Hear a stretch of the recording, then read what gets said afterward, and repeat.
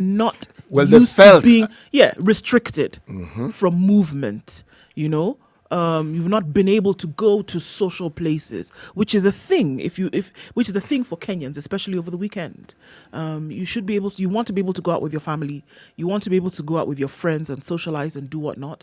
Bars have been closed, which is a pastime, a leisurely pastime for people in they Kenya. remain closed even now. Well, At night. officially at night. Officially at night. It's a nightlife, basically. Yes, exactly. But the nightlife is just shorter. It ends at 9. Isn't it? Right, but you understand that people were used to going out at night and staying out well into the wee hours of the morning, and people want... The thing is that Is it there's really now justified? a restriction. Are we No. over dramatizing things as a country? When you say, no, we're on lockdown, We're actually not on lockdown. Let me tell you, the only countries that have been on lockdown in this world, the only country that has been on China. a real lockdown is China. You don't go... Your gate, You don't your even door. leave- you don't leave your house. Leave your Don't step house. out You of leave your your house. house. Somebody knows you've left your house. So in terms of real lockdown, to be honest, if I'm speaking from an individual point of view, here living in Kenya, I don't think this has not been a lockdown. You've been able to move around as you want. Even when they say there are restrictions, people have not been held bound by those restrictions anyway. So I honestly don't see the cause for complaint, but You know, it's gonna be there. it's part of our culture in this country to complain. Because what I was pursuing with my line of query, the fact that there has been some restriction and lockdown, two completely different things. Yeah.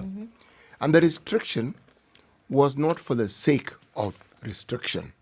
It was with an understanding that this is how you stay alive. Curb the spread. Not safe, alive. What seems to have beleaguered us more than anything else is our inability to change, even when the change is actually for our benefit. There are times you have to put down or you have to put aside the issues you may have with the government.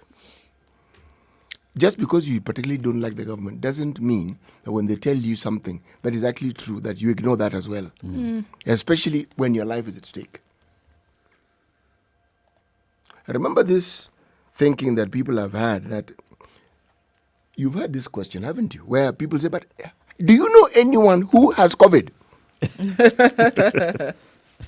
Do you know? Okay. Do you know anyone who has died from COVID? The answer, of course, will be no.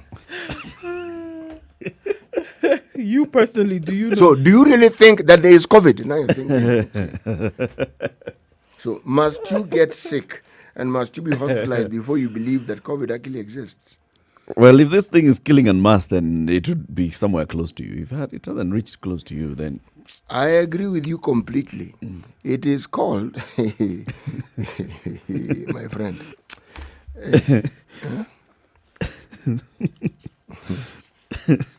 Have you? And and they know very well. You see, there's something called the lived experience. This is what actually determines a lot of things that people believe in. If you'd ask me, for instance, HIV, man, I had, within a very short space of time, 4 cousins, not second cousins, first cousins, died. HIV. Yes. These people were young, but they died. So it hit close to home, and therefore... It did. You Then could now there are relate. people I also knew who died. And the numbers were not few. So with the time, you realize this thing is actually not a joke. But I'm sure there are some parts of Kenya where the experience was in reading about it and in hearing about it. Yeah. So for them, the real threat did not exist. Now, COVID is not a danger to many people because the number of people who have died, have we hit 200?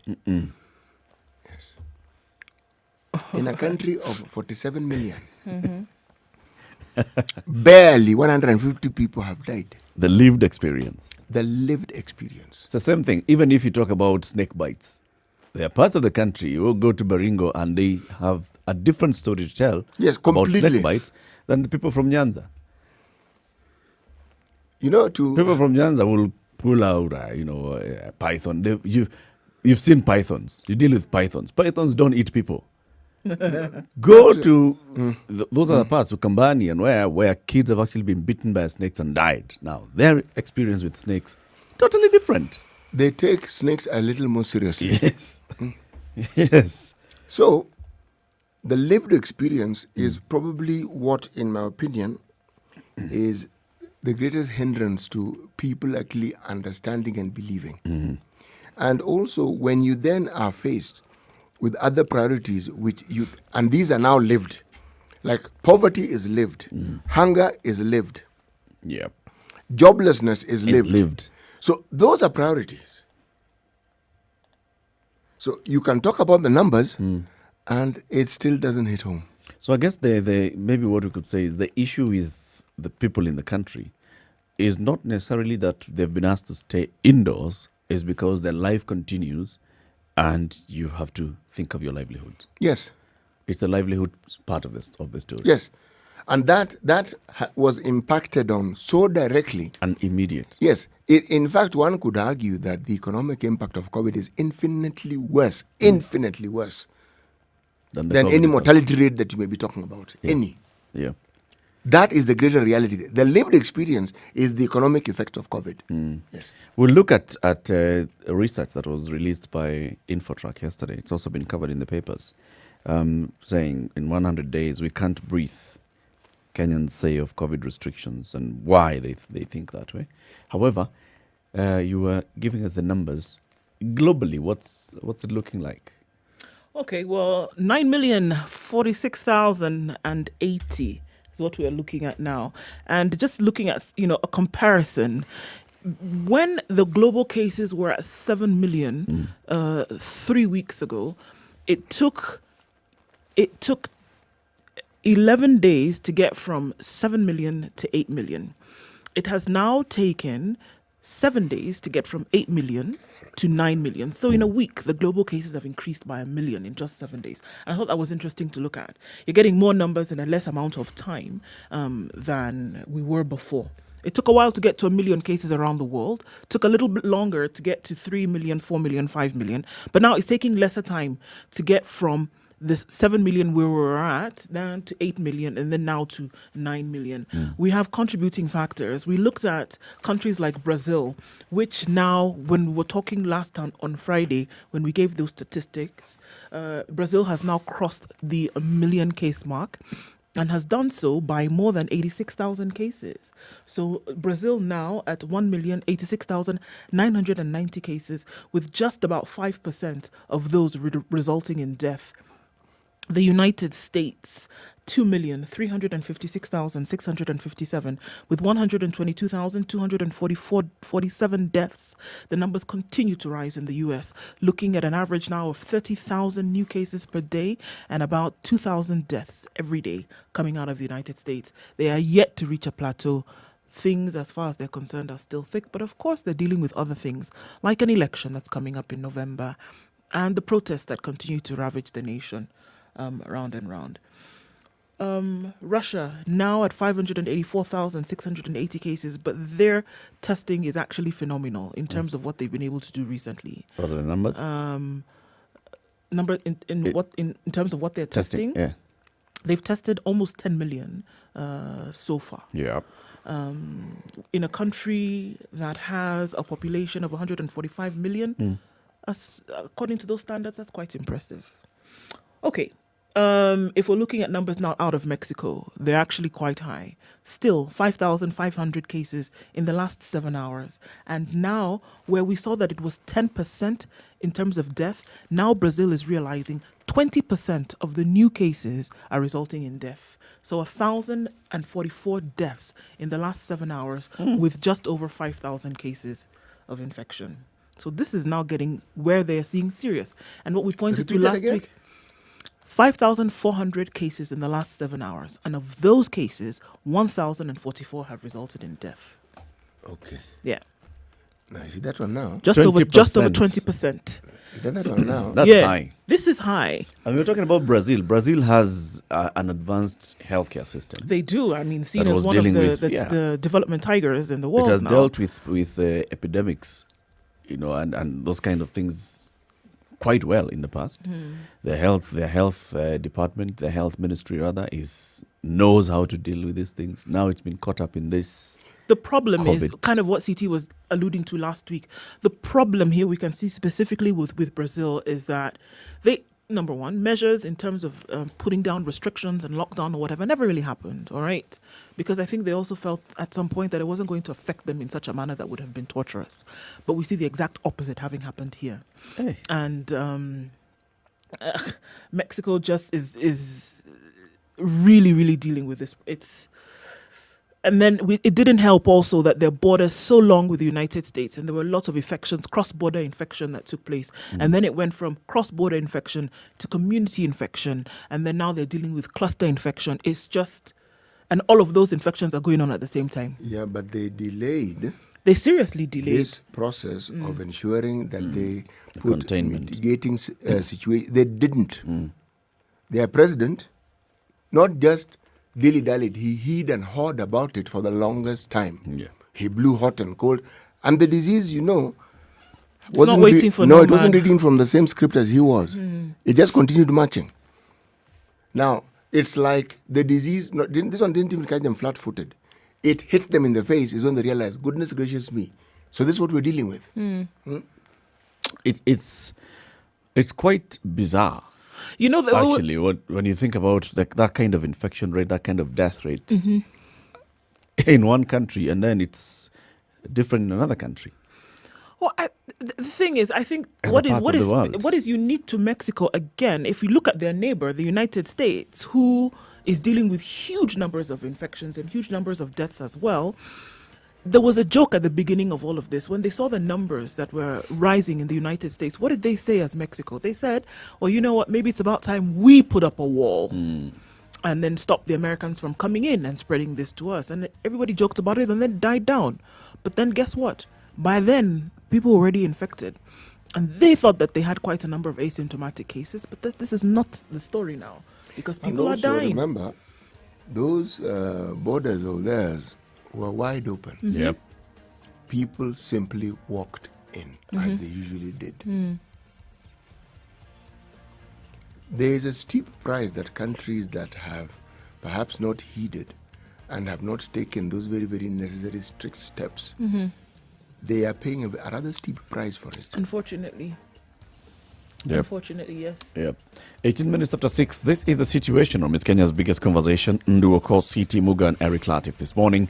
Let's take a break, take a look at the weather, and then come out of that. And we'll start with today's proverb from CT Muga. And I'll give you a chance to win 1,000 shillings worth of Safaricom airtime just by asking you to read today's standard newspaper. Dial on your Safaricom mobile star 550 star 2 hash star 550 star 2 hash. With 20 shillings only, you get to access today's standard newspaper from your mobile phone.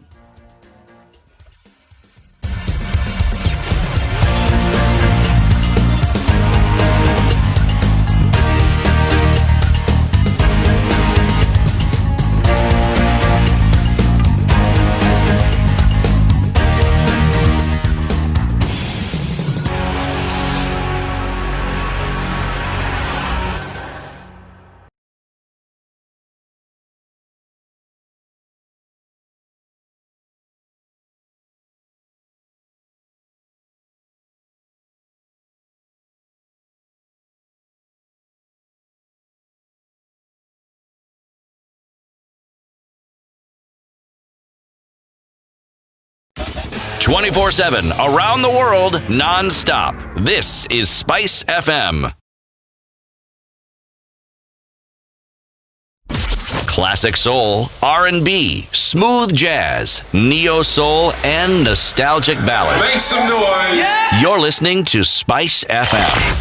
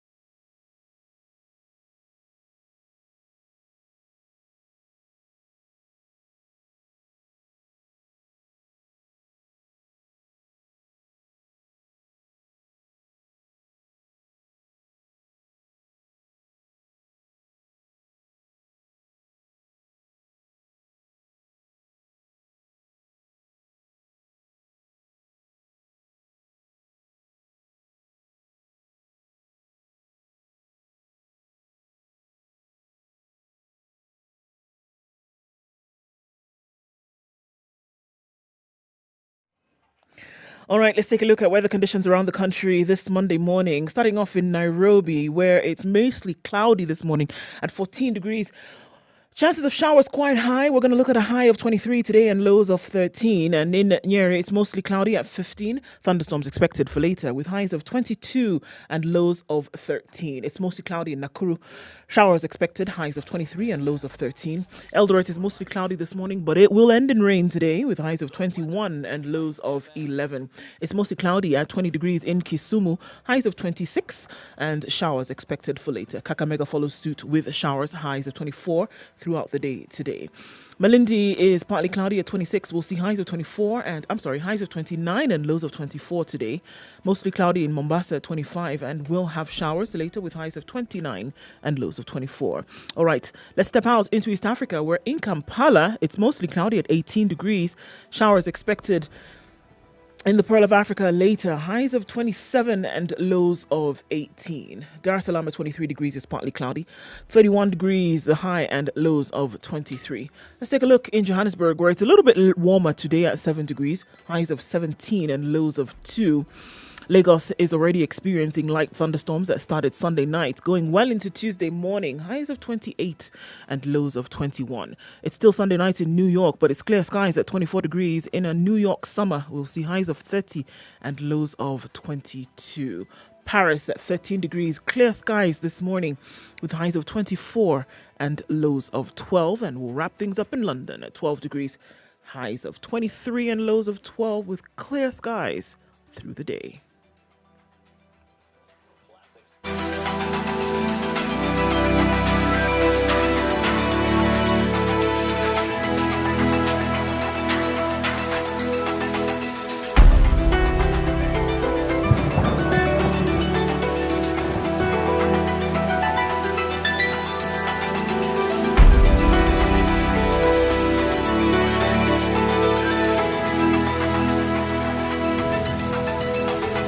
The live stream is up at 25 minutes after 6, www.spicefm.co.ke. We are live streaming the show on Facebook, YouTube and Twitter. Spice FM KE is the handle for all those accounts. Already people are tuned in. Kennedy Orinda, we see you. Good morning, my favorite trio. Hey, Supergirl Ndu. Hey, say hey.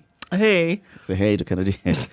CT and Eric, I'm watching you guys. Keep it blazing. Thank you very much, Kennedy. Laban Tanui Kaptel is tuned in from Nandi. Paul Onyango, we see you. And James Mutedia Keru says Dr. C.T. Muga has a point. I guess it's on the living experience. Is it? What is it? Lived experience. Lived experience.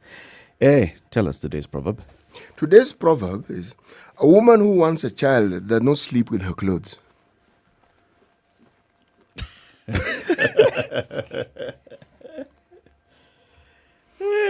And it sounds dramatic. Let me just repeat it in case you didn't get it. Say it again. A woman who wants a child does not sleep with her clothes. That's a good way to start the week.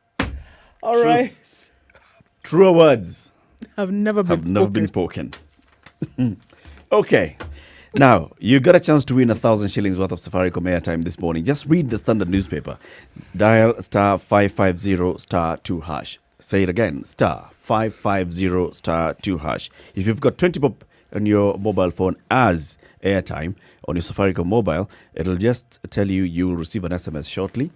And then you'll receive an SMS which has a link. The link will open a page which will give you an option to either read today's paper or you subscribe for the weekly paper or monthly that you'll be getting a paper every day. If you just select today's paper, 20 bob, and then you read the standard newspaper. You don't need to download an app. You don't need to pay any subscription fee. Apart from there's the 20 bob airtime. You don't need to think about data charges. You don't need to sign up any forms. It's as simple as that. Just click.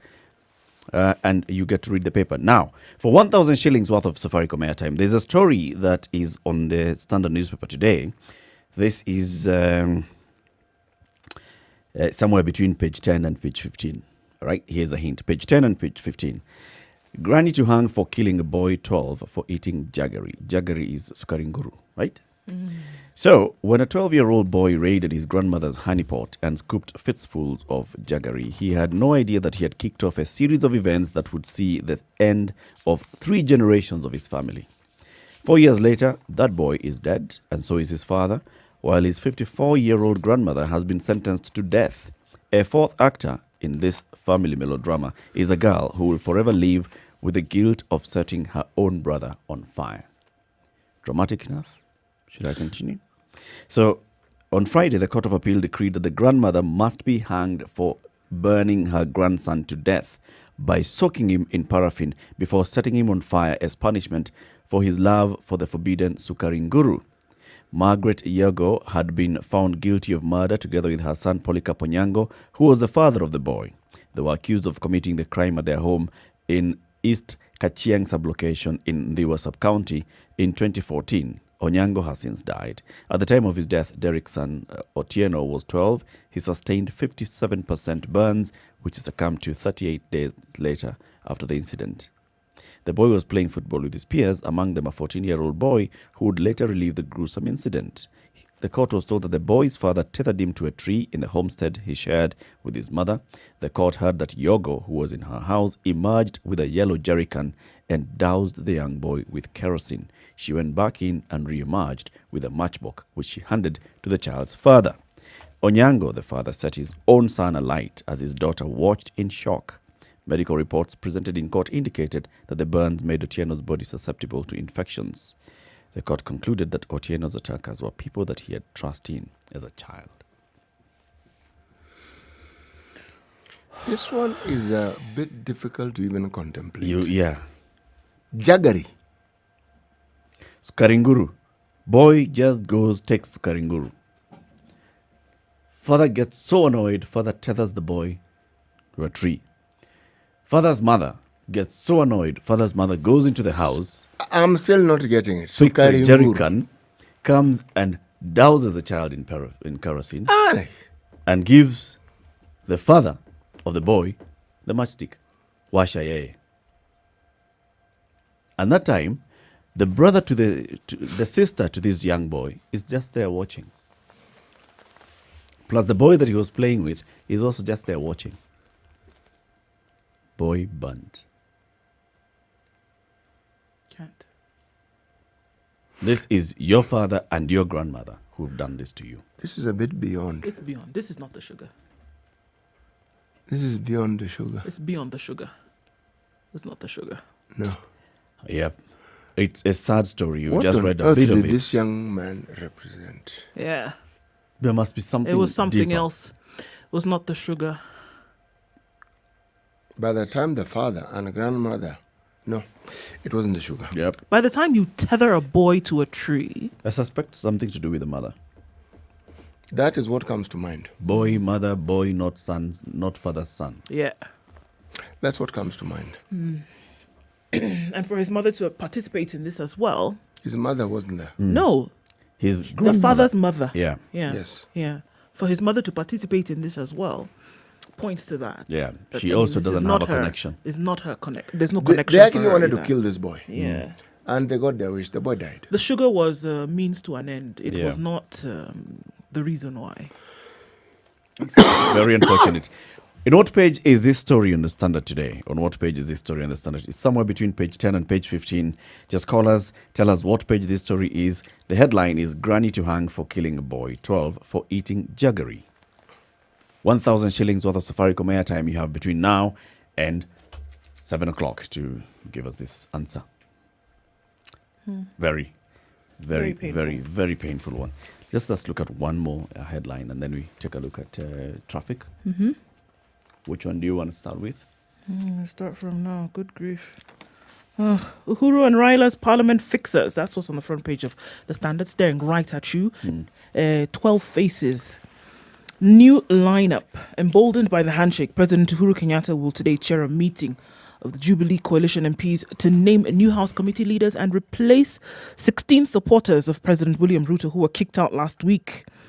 And that's happening this morning. Faces of what you would call very important people who will be discussed this morning. VIPs. VIPs. We'll be looking at the politics of that today. Raymond, good morning. Good morning to you. How are you? I'm very fine, and you? Tuko salama kabisa. Where are you calling in from this morning? I'm calling from Langata. So you want to try winning this 1,000 shillings worth of Safaricom airtime? Yeah, I want to try. What's the page? It's on page 13. On page 13. Yeah. All right. Just if you don't mind, what's the story about again? It's granny. Mm-hmm. It says granny to hang for killing boy, 12 for eating eggery. Yes, indeed, that's true. Yeah. Raymond, thank you very much. You win 1,000 shillings worth of Safaricom airtime. I'm assuming that you've just been able to read this on your mobile phone from Safaricom, on your Safaricom mobile phone. Thank you. Congratulations and well won, well done. Speak to our producer, John. He'll take your details and then you'll get to receive the 1,000 shillings worth of Safaricom airtime. Okay, thank you. I appreciate it. Asante sana. Just remember, you can dial star 550 star 2 hash, just star 550 star 2 hash, and with that you get to access the standard on your mobile device and you read it. And tomorrow we'll be back. We'll ask a simple question and give you a chance to win 1,000 shillings worth of Safaricom airtime. Good morning. This is a situation of Kenya's biggest conversation. At 26 minutes to 7, we are taking a short break, take a look at traffic, what's happening on the roads this early Monday morning, and then we look at other big stories in the newspapers this morning.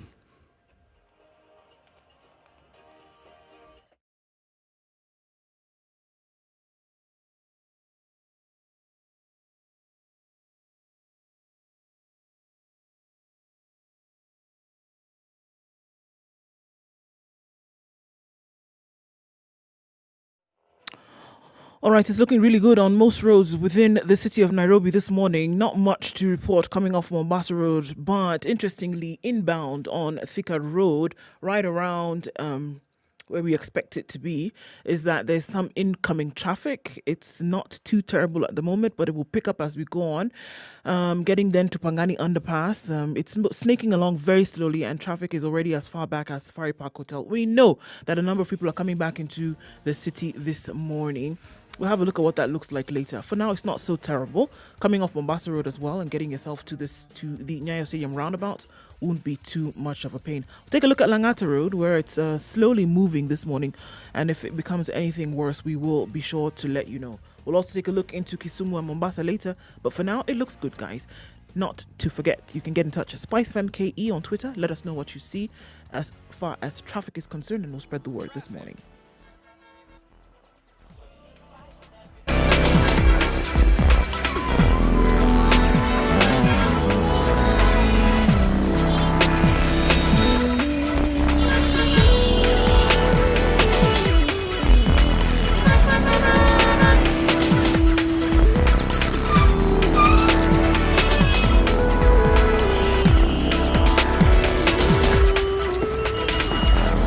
All right, CT Muga, Nduroko, Eric Latif. It's a situation room. It's Kenya's biggest conversation. Nairobi, Mombasa, Kisumu, Nakuru, Eldoret, Nyeri, Malindi. We broadcast to the entire country and also worldwide on www.spicefm.co.ke. CT, an interesting headline that you're seeing in the paper this morning. Ruto allies to snub president's party talks over house sackings. This is the Jubilee Asili. Yes. The party, not party, party. Annex party. Annex party, party. Party elsewhere, party. What are they saying? They're saying that MPs allied to the deputy president yesterday, they vowed to skip the Jubilee Parliamentary Group Forum chaired by President Uhuru. This is supposed to be this morning. Yep. Okay, they claim that their views are ignored and that the last time that they were there, they were insulted and they were called unprintable names. It sounds like what we used to say as kids in Nigeria. I'm not doing again. That's how you want to do. I'm not coming. I'm not coming. They went there expecting to be treated like respectable leaders. Then they were just insulted. Let me quote. Kimani Kunjiri says, in the recent meeting, we expected the president to come and unite us. Instead, he hurled unpalatable remarks at us. As an elder, I left the meeting feeling sick. It's the way it is, really. Kapseret MP Oscar Sudi is what he says. I may be young, 40 years old, okay? Probably among the youngest leaders. But I won't take myself to a place where I will be insulted by a fellow man.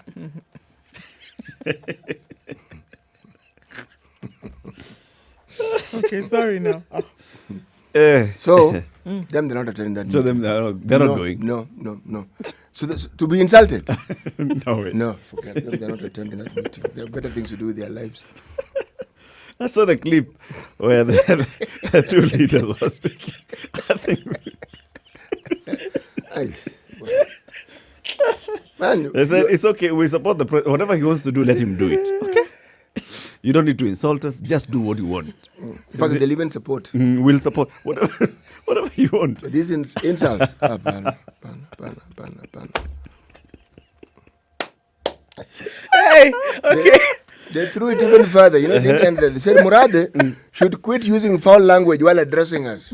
Don't like it. He should note that we represent Kenyans, and an insult to us is an insult to the population backing us. Sasa Muradhi ni nani? Ameingilia wapi? Our differences should not extend to personal attacks and to our families. Hey, So they're not doing. They're not enduring they're insults. not. No, They will not go. they're not going. All right. Anyway, let's see how many actually turn up for this meeting at 9 a.m. They've been invited, and nowadays, an SMS is enough. So the president just sent an SMS to all them and told them, Mheshimiwa, let's meet on Monday, 9 a.m. We'll have a PG. We'll discuss many various issues. And then the whip, Emmanuel Wangwe, sent a follow-up message and said, guys, the president will be ready. We'll be there at 9 prompt. Which they couldn't do on Sunday. No. Okay? Or even they have to Saturday do or it, Friday, yes, perhaps. yes, but they're not going there to be They insulted. had planned themselves. So is Duale going to be kicked out today or not? We'll be looking at the drama that's expected to unfold today.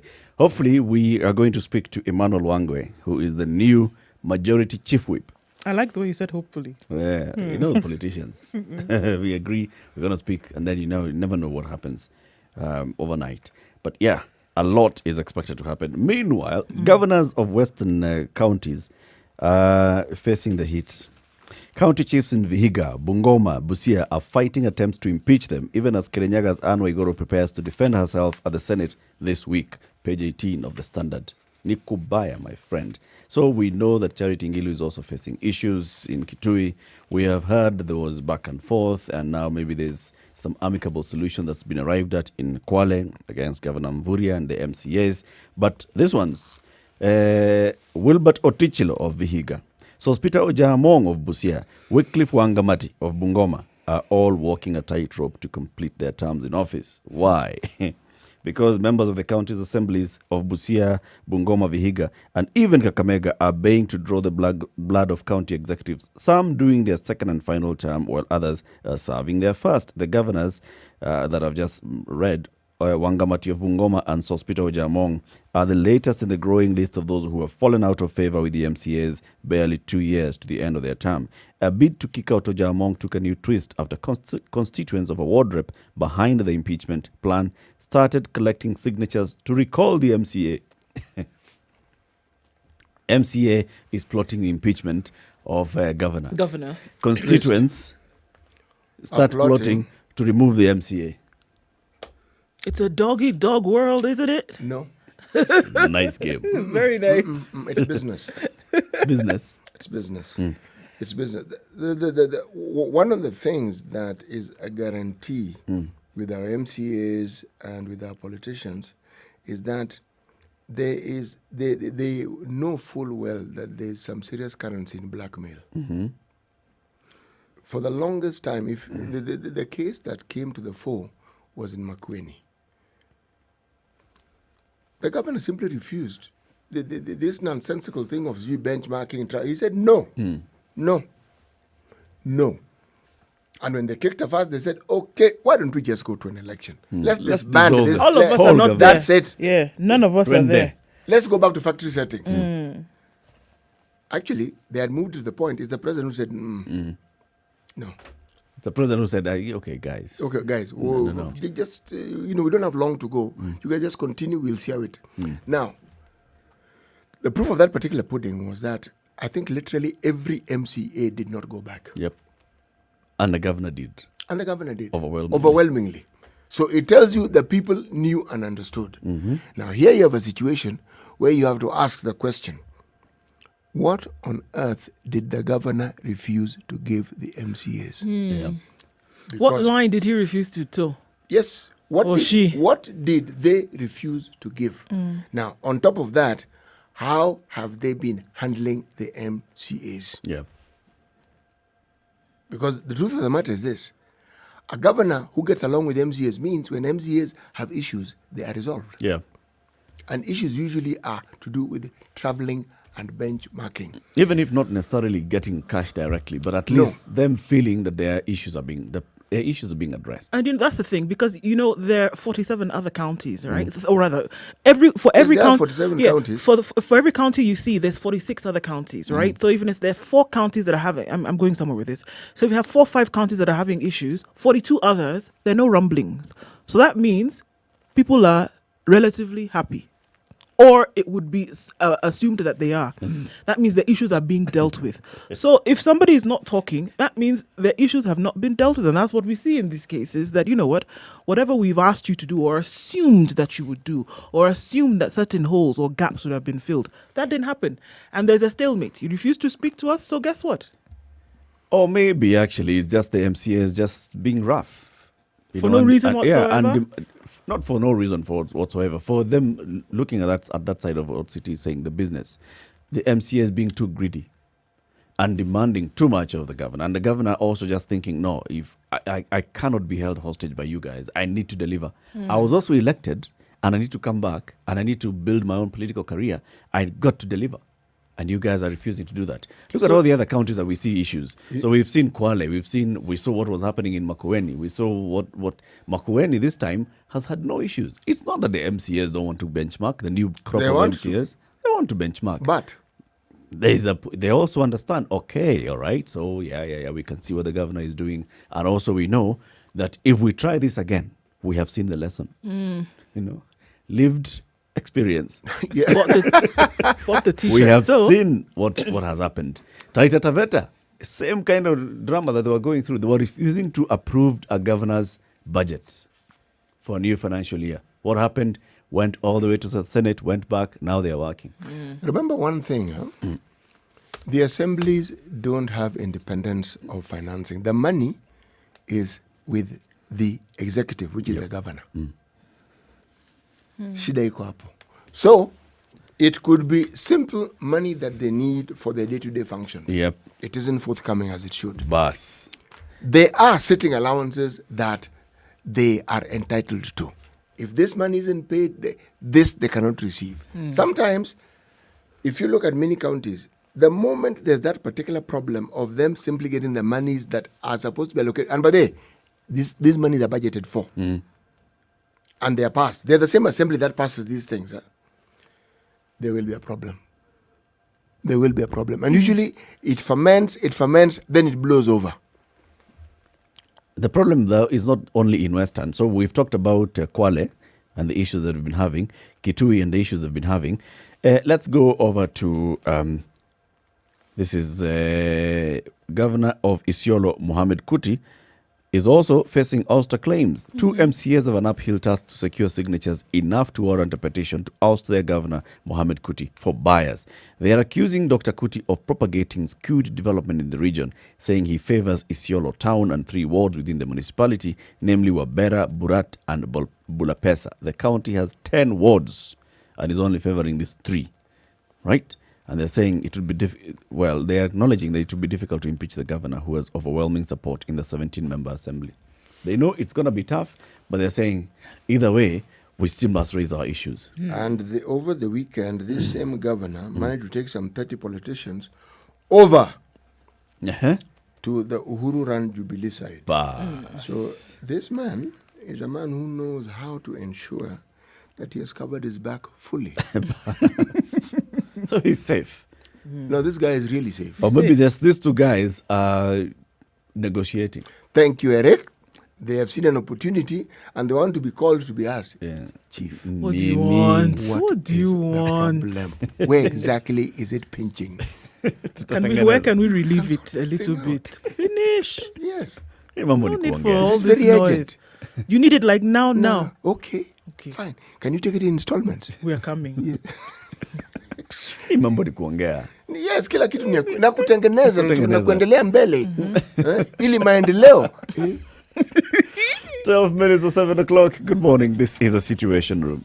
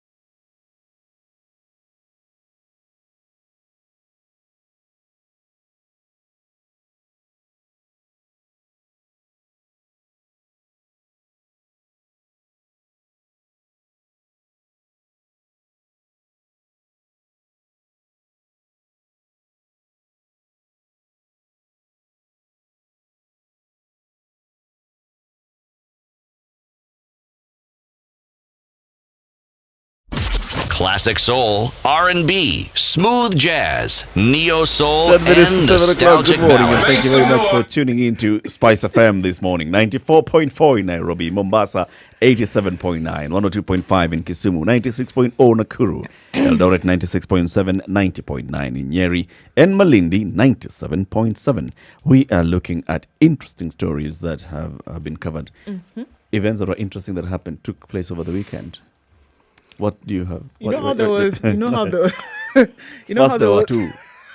You know how there was Ocean's 11, then there was Ocean's 12, Ocean's 13. And then there was 8. Now there was COVID heist 1. This is COVID heist 2.0.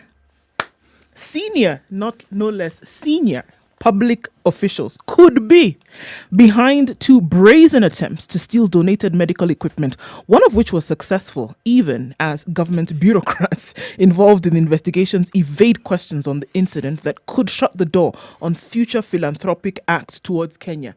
The incident that became the shame that nobody wants to talk about, as senior government bureaucrats aware of the progress in investigations are reluctant to comment. The loud silence is also an indication that there could be instructions to keep silent on the scandal. No government official contacted in the last 6 days is ready to go on record or answer to calls, text messages, and requests for interviews that have largely gone unanswered. The successful theft involved equipment donated by Alibaba Group founder and billionaire businessman Jack Ma, while the thwarted attempt saved a consignment from the Chinese government. So one went through, another one did not. The one that By didn't, going through, you mean it was stolen? yes, by going through that was successful meant that the equipment went. Are you with me? Stay with me here. So a local daily last week detailed how detectives stopped an attempt by 2 local logistics companies from stealing China's donation. Why are they saying a local? Let's just say it. The Standard last week said. Because Go I'm reading from the Nation. They should know this thing of saying local. Just say it's the Standard. Okay, no, sorry. Now they'll name themselves. 2 public officers have since confirmed to the Nation that senior government officials were involved in both attempts and hinted that investigations will likely remain a closely guarded secret. Being junior officers, they declined to come on record for fear of reprisal and intimidation. For the last 6 days, public officers have evaded questions, etc., etc. So what has happened here is that we heard stories of equipment having gone missing. The truth of the matter is that some equipment was found, but the bulk of the initial equipment has actually gone. So is this PPEs only, or is it also like test kits and the rest? It involves PPEs, test kits, and gloves. All right. So this was the bulk of the donations that were made. The second donation that was made by the Jack Ma Foundation. In short, Actually, you are comprehensive about it. ilikunywa maji.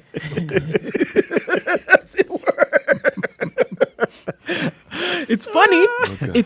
It's not funny. No. But it's so not funny that it's actually funny. No, if you're That going to take donation, PPEs, you can't leave gloves behind. No, you must take everything. They're also PPE. Plus test kits, no less. Remember, we were complaining a few minutes ago about how we've not reached our target. And they talk about the fact that test kits are not available. Leave alone that you don't have the complete kit. Supply chain challenges.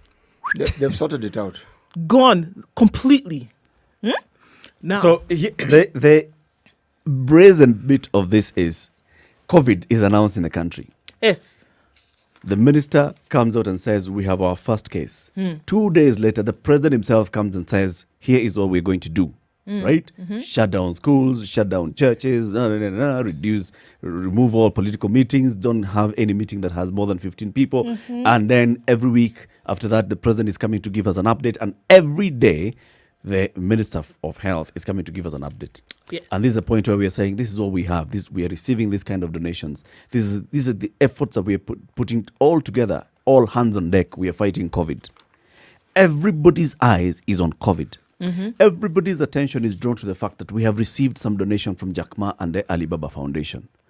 We have received another one from the Jack Ma and the Alibaba Foundation. But somebody is sitting somewhere and thinking, "You're going to talk about Jack Ma." Kidogo tu. Actually, If you came to tell me, wait, Eric, you know that Jack Ma Foundation, that Jack Ma donation, I know a guy at JKIA. I know a guy who can. I'd tell you, hey, but boss, everybody in the country We right can't now, possibly. we cannot pull it off. But what do they tell you in the heist? Where everybody is looking is the best place for you to take from. Nobody would ever think that you That would it's steal. possible to steal. That's the place where you hit. Oh, whoa. They That's actually exactly what they did. Wow. here we are using our logic to try and understand what actually goes on. People like that operate with a totally different set of logic.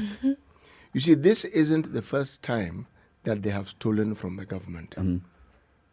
So it is a well-oiled machine. They know what to do, they know how to do it, and it isn't one person. It's a criminal ring. Oh, it can't work otherwise. They know so-and-so moves it to this point. It's an enterprise. Yes, it is. And they know the people. It's and a all of business, these people so- are seen along the line. Yes, and they're not only seen, when they get their Seen, proceeds I in mean before, seen, eh? yes, it is understood this is how it goes. So that, yes, noise is made, but it is made today, tomorrow, You and keep then quiet. just suddenly dies. Yeah, it dies. By Friday, people, all this noise you're making about heist 1 and 2 is finished. Friday is far. Uh, Because that thing gets Wednesday. let me just make you feel a bit, whatever. So, the theft comes as Kenya struggles to acquire testing kits and personal protective gear for health workers, both of which were in the donated consignment. Failure to allocate adequate funds for testing kits has also seen Kenya record a backlog in testing, as over 5,000 samples taken are yet to be tested, and this is amid a global shortage of testing kits. Early on in the story, it talks about the fact that, this could shed a negative light on further philanthropic donations from Kenya's development partners in the future. You think? It's beyond, I don't know. You see, you are looking at this thing from a moral perspective. And you're thinking, don't these people even consider the lives that will probably be lost if you have delays in this, we don't have PPEs, we can't provide this, we can't provide the sort of service that we want. Or that somebody gave you for this purpose and it's not actually going to be used for that purpose. No, they're not thinking about it like that. In their sense, it'll still end up to the beneficiary. The intended It's just that somebody beneficiary. will buy it, and that's See, okay. Jack Ma was giving it to go to Kenyans. It'll still end up in this market. Yes. Whether or not you It's pay an not- extra penny for it is not the it, issue. It could come Eric from the has actually government. understood the logic. As They long will as tell Ndu you, finally- Haitoki Kenya. You got you got Bado the inatumia well, Kenya. Kwa hapa tu. You see, when you have a situation where thievery becomes the norm, you now just need to understand the permeations that it takes and the level and at which. And this one of ours, there is nowhere in this country where there's this so-called lovely setup. We call it cartel. Okay, that's a nice way. It's an easy way of trying to understand it. There's nowhere where it doesn't exist. so people are going to tell me that the money that they gave people is just going to go like that. The donations, it's done. Those donations, Finish. where they're going, listen, there was a story on the Standard on Friday. In fact, we forgot to highlight it. We'll look at it again later. That fund was on Thursday meeting with some people. They were giving away money to, they were procuring PPEs. Can you imagine? The Harambee Fund We're procuring PPEs. is procuring PPEs to be taken to the government. Maybe they're buying the same PPEs that. It is the PPEs that Jack Ma. You know what, City? Look, let them come and say I'm wrong. Well It's the calculated from the very beginning. well. We're talking about this fund and say, okay, even if they've not started spending the money or whatever, they should at least tell Kenyans that this is what we are doing. This is the plan. We've been waiting. Did they not tell us that they were going to tell us how? Shebi, we've asked. They said that in a very short while, we're going to tell Kenyans how this money is going to be spent and how we are going to begin to disperse all it. going to be accounted for. Now they're buying PPEs. Yes. It is the PPEs that But were never donated forget, that they disappeared. never forget, that they're buying with that money that they said they were going to tell Kenyans how they're going to Never help forget Kenyans. that when they were established, one of the first things that they were required to do, number one on their TURs, is to help the government in procuring PPEs. There was a This reason why thing it was was put oiled from the very beginning. orchestrated designed. from the very beginning. City, coming to the top of the hour. Today's proverb again. Babies. Today's proverb again. A woman who wants a child does not sleep with her clothes. Say it again. A woman who wants a child does not sleep with her clothes. I know it sounds very dramatic, but what it portends and what it actually seeks to highlight is something quite simple. Broad-reaching, but quite simple. I will, of course... Mtakacha mvunguni. Yes. Sharti ainame. That's it. Thank you. Bottom line. Good morning. It's 7 o'clock.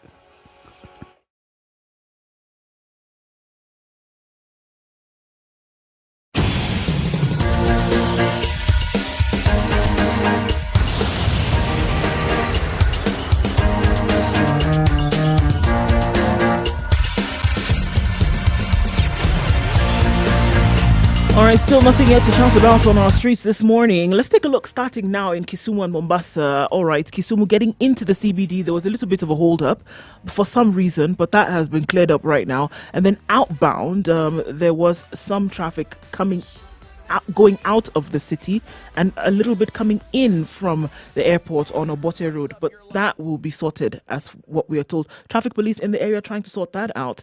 Coming into Mombasa from Mariakani, there was a bit of a hold up as well. Part of the road there being sorted out, but entering into town is not too bad. We'll look at parts of Nairobi as well, where Mombasa Road will heat up in just a bit. I'm sure right around Cabanas towards General Motors, you know what we're in store for, so it shouldn't be too terrible. People are, getting into the city very slowly from Mombasa Road and Thika Road, obviously out for the weekend, back to work on Monday. We'll see how that looks in a bit, but nothing to shout about, like I said, for now. Spice of MKE, if you see something that we should know about, do let us know on Twitter, and we'll share.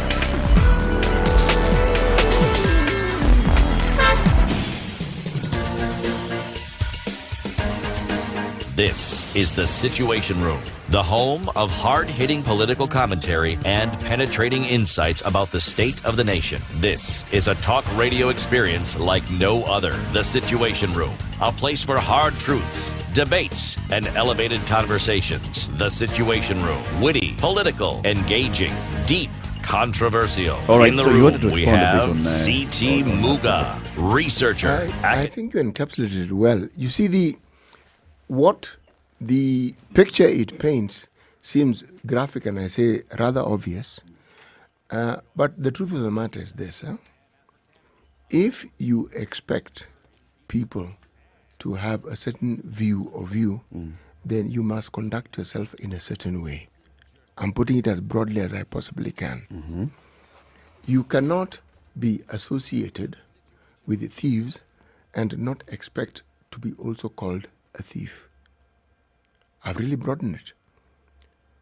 If you do something that people consider to be one thing and you expect them to look at you in a different manner, that won't happen. It simply won't happen. The reason why the Ministry of Health was stopped being referred to as Afia House and became Mafia House was for a very simple reason. the sort of ills that it became associated with were so many. Why is it that some other house that houses a ministry in this country has not gotten a moniker such as that, or a name that, or a nickname? It's because there are certain things that they are not associated with. Yes. Now, when you are saying such as this one, it relates to something that people can understand easily. So it paints a certain picture in your mind. But, simply said, if you wish to achieve certain results, there are certain things that you must do. If you wish to be seen in a certain light, there are certain things you must also do. Okay. All right then. You've really broadened it. Oh, I had to broaden it. Hey. Okay. Really, really broadened. Okay. You want everyone to be included. So This is an all-inclusive proverb. yeah, you don't want people feeling left out. Ah, yeah. Ndu. Yes. Say. Okay, so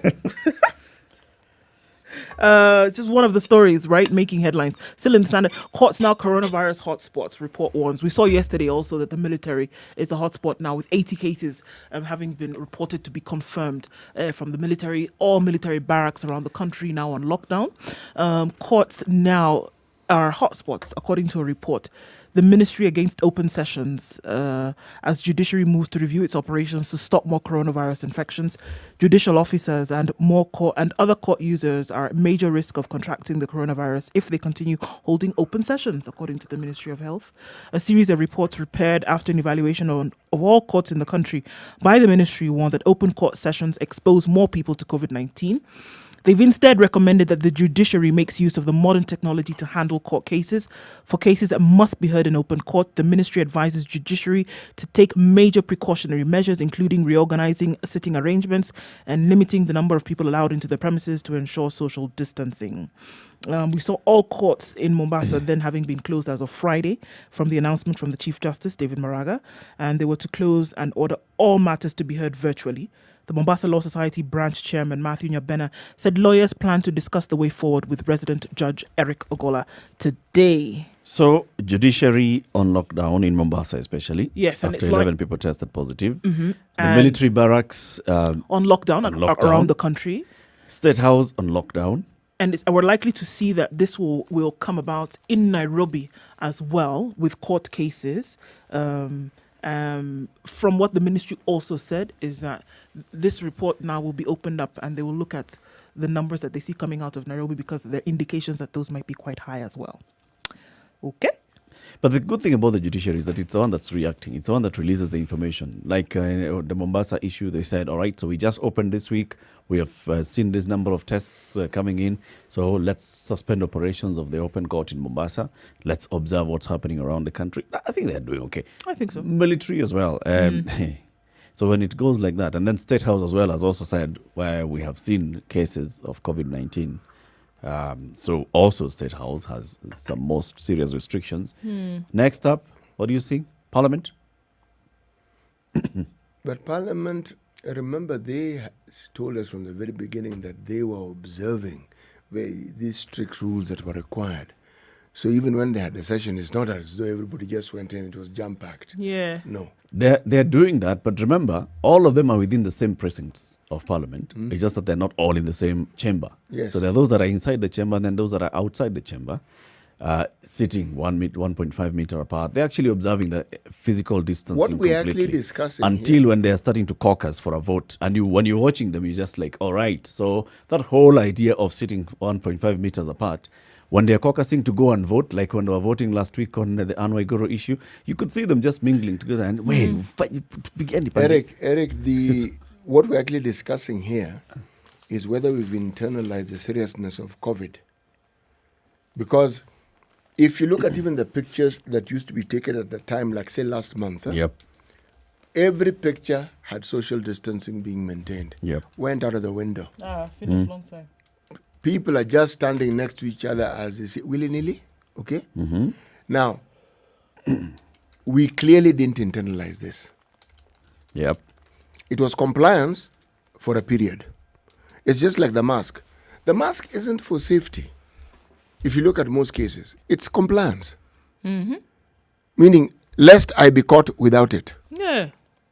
I don't want to get arrested. I don't want to pay a fine, so I'm going to wear the mask. Yes, I'm going to wear a mask. I'm not thinking about protecting myself or others from contracting disease. If people assumed the same view that they have with clothing, where you're not going to walk out of your house naked, okay? You know, and you even plan in your head, I'm going to wear this. I have to dress. Yes, so you dress. Every day without fail, you dress. Okay? If we took that view, then, of course, something like the face mask wouldn't be an issue. Social distance would not be an issue. But the reason why it is an issue is because we haven't internalized it yet. Not yet. Anytime, if you need to be seen in public though you're maintaining social, you do it for that period of time, then you go. Then you go back to you your... revert back to whatever it is that you're doing before. your factory setting. Yes, Kabisa. We haven't internalized this yet. Not yet. Nope. It'll take us a while. It's going to take a while. And the unfortunate thing here is that as that while is being taken, COVID continues to spread. And this community transmission that we're talking about continues to be an issue. And unfortunately, it's being taken to people that are still vulnerable. However way we want to look at it, people, contracting and then saying this is the thing, that people are asymptomatic. We'll take it to people with pre-existing conditions, and they, unfortunately, will be the ones that will get sick, and unfortunately may not be able to make it. This is the problem. And I think, unfortunately, we cannot continue to rely on this thing that, people are asymptomatic, so it's okay. We still have to take this with a measure of caution because of the fact that people could be infected whose bodies are not able to deal with it. And I think this has been the clarion call from the ministry. I mean, like we said earlier, there are very many things to pick on government for, and we don't stop when necessary. However, in this case, I think that the message needs to continue to be clear that they've been trumpeting from the beginning. Asymptomatic or not, the chances of us carrying this to people then who would suffer greatly because of what they previously suffered from is high. So that is why we're asking people to be careful. This message, even as we're saying it, it falls on deaf ears.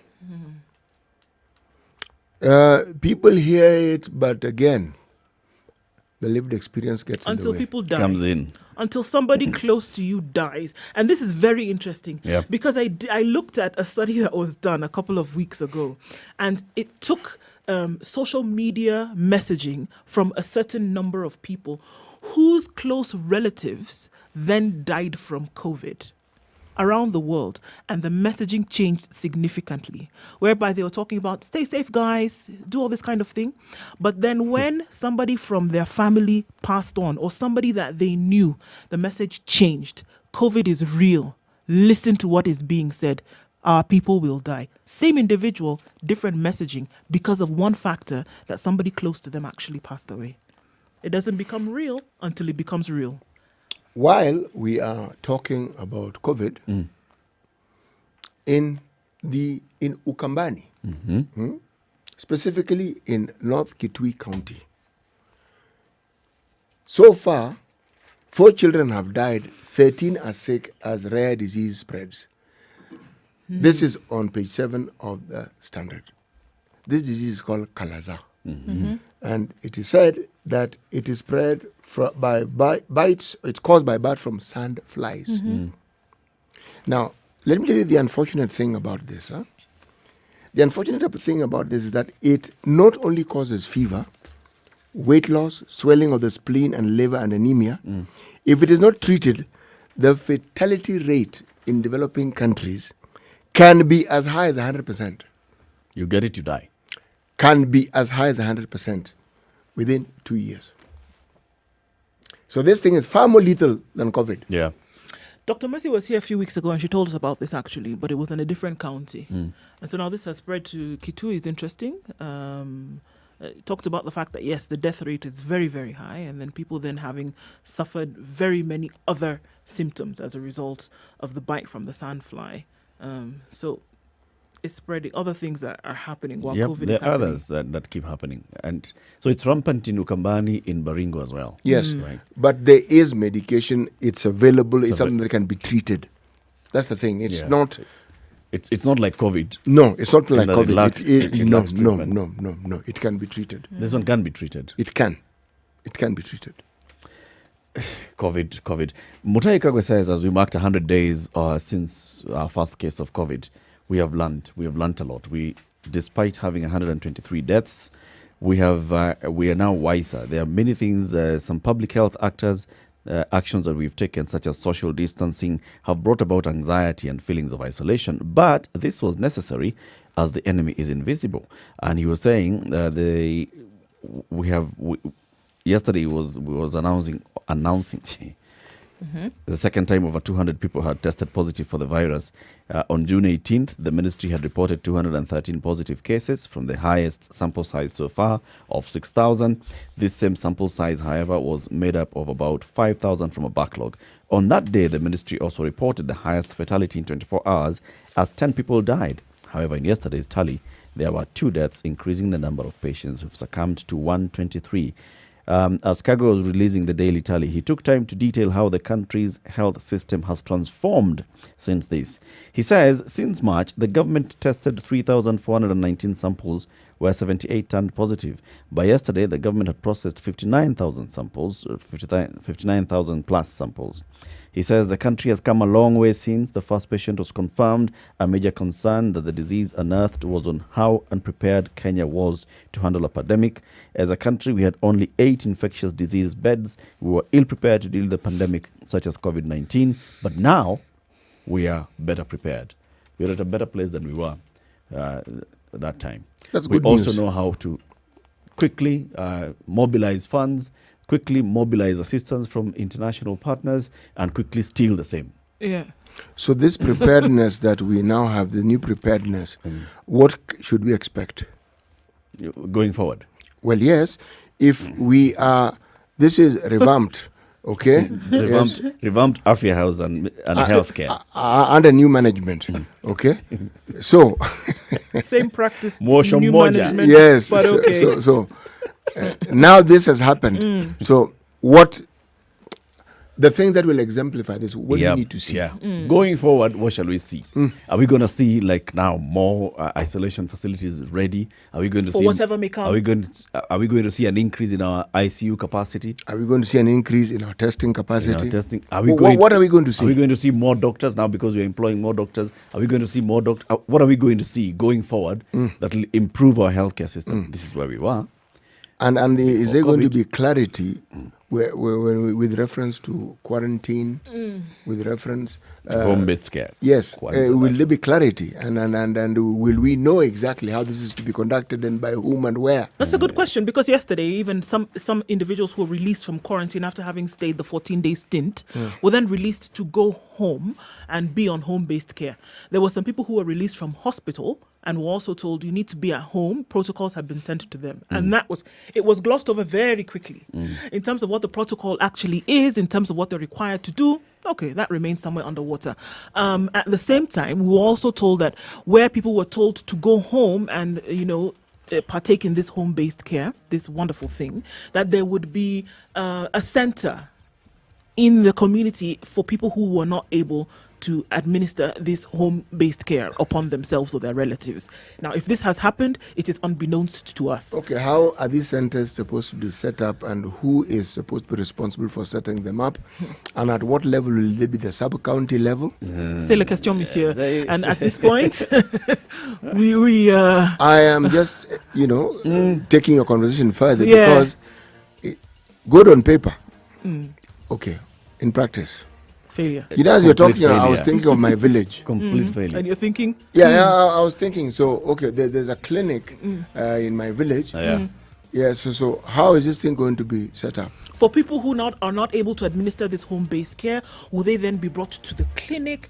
Is there protocol then that's going to be unfolded and unraveled for them to understand what they're supposed to do? Have they actually gone out and done this mapping? Have people received this information? I'm dizzy thinking about it. CT's holding his head already. I told you guys, give you a minute, home-based Eric. care is going to be a complete and utter failure.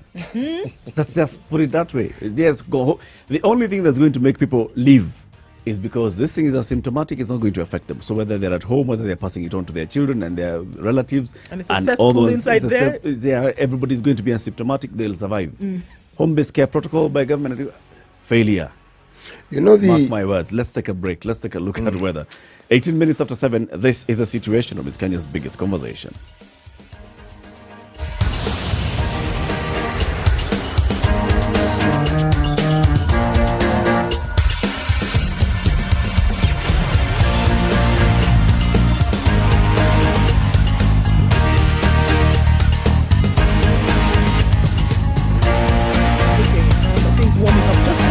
Ever so slightly in Nairobi, but we're going to see cloudy conditions for most parts of the day. 14 degrees. Thunderstorms are forecasted for the afternoon, though. Highs of 23. We'll see if the drops do come down. Nyeri is mostly cloudy this morning. We're likely to see rain in the afternoon with highs of 22. Nakuru today will have showers in the afternoon, and the high will be at 23. Eldoret, currently cloudy conditions at 13 degrees. We'll see highs of 21 and lows of 11. It'll be quite chilly in the afternoon there, with showers expected for most parts of the day well into Tuesday. It's mostly cloudy in Kisumu at 20. We'll see highs of 26 with rain in the afternoon.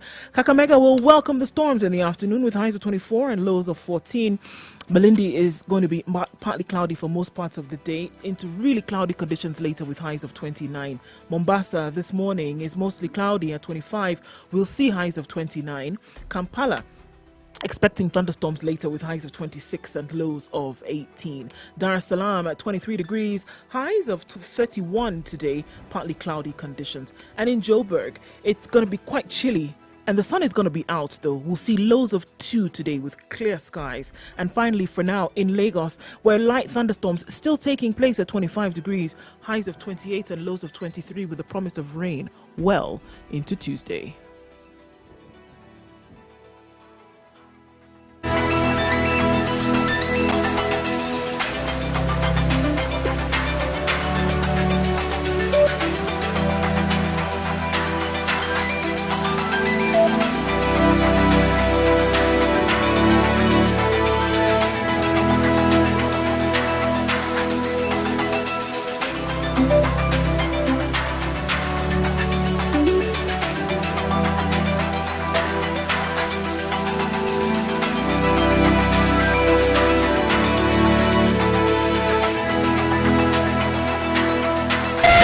Spice FM, Malindi. It's Kenya's biggest conversation. Well, we're taking a look at what's big news today. We're looking at home-based care. Before we went into the top of the hour, we were talking about the COVID Relief Fund. So let me just read for you. The COVID Relief Fund, you can find them on the website, kenyacovidfund.co.ke. That's the official website of the COVID Relief Fund.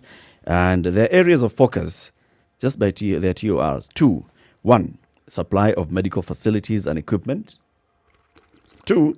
Support for vulnerable communities with their immediate needs, including food. Okay? Supporting the vulnerable communities with their immediate needs, including food, is number 2. Number 1 on their agenda is supplying of medical facilities and equipment. Now, they have collected close to 3 billion shillings so far. And just the other day, the Kenya COVID-19 Emergency Response Fund Board expressed satisfaction with the quality of locally manufactured coronavirus pandemic management products. The Emergency Response Fund Board is set to undertake a 2-day scheduled site visit to inspect production progress on assorted PPEs that have been ordered by the fund for the Ministry of Health commencing today.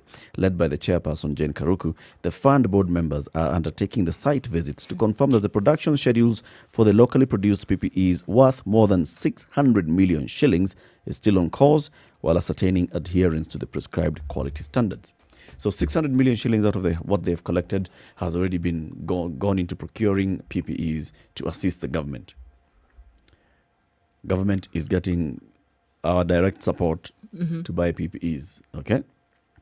In addition to money that we've borrowed from World Bank, in addition to the PPEs that we have received and stolen from Jack Ma Foundation. However, the second bit, you see now here they're very vocal and they're visible on what they're saying. We're procuring PPEs, we're going around the country to inspect. How many PPEs are they buying? 600 million worth. All right.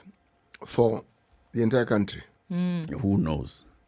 Could be, you don't know. Because They've not it doesn't been clear on you that see, one. It has to be clear You see, COVID is no longer centered in the capital city. No, it's not. It's it's literally in every county in the country. Yep.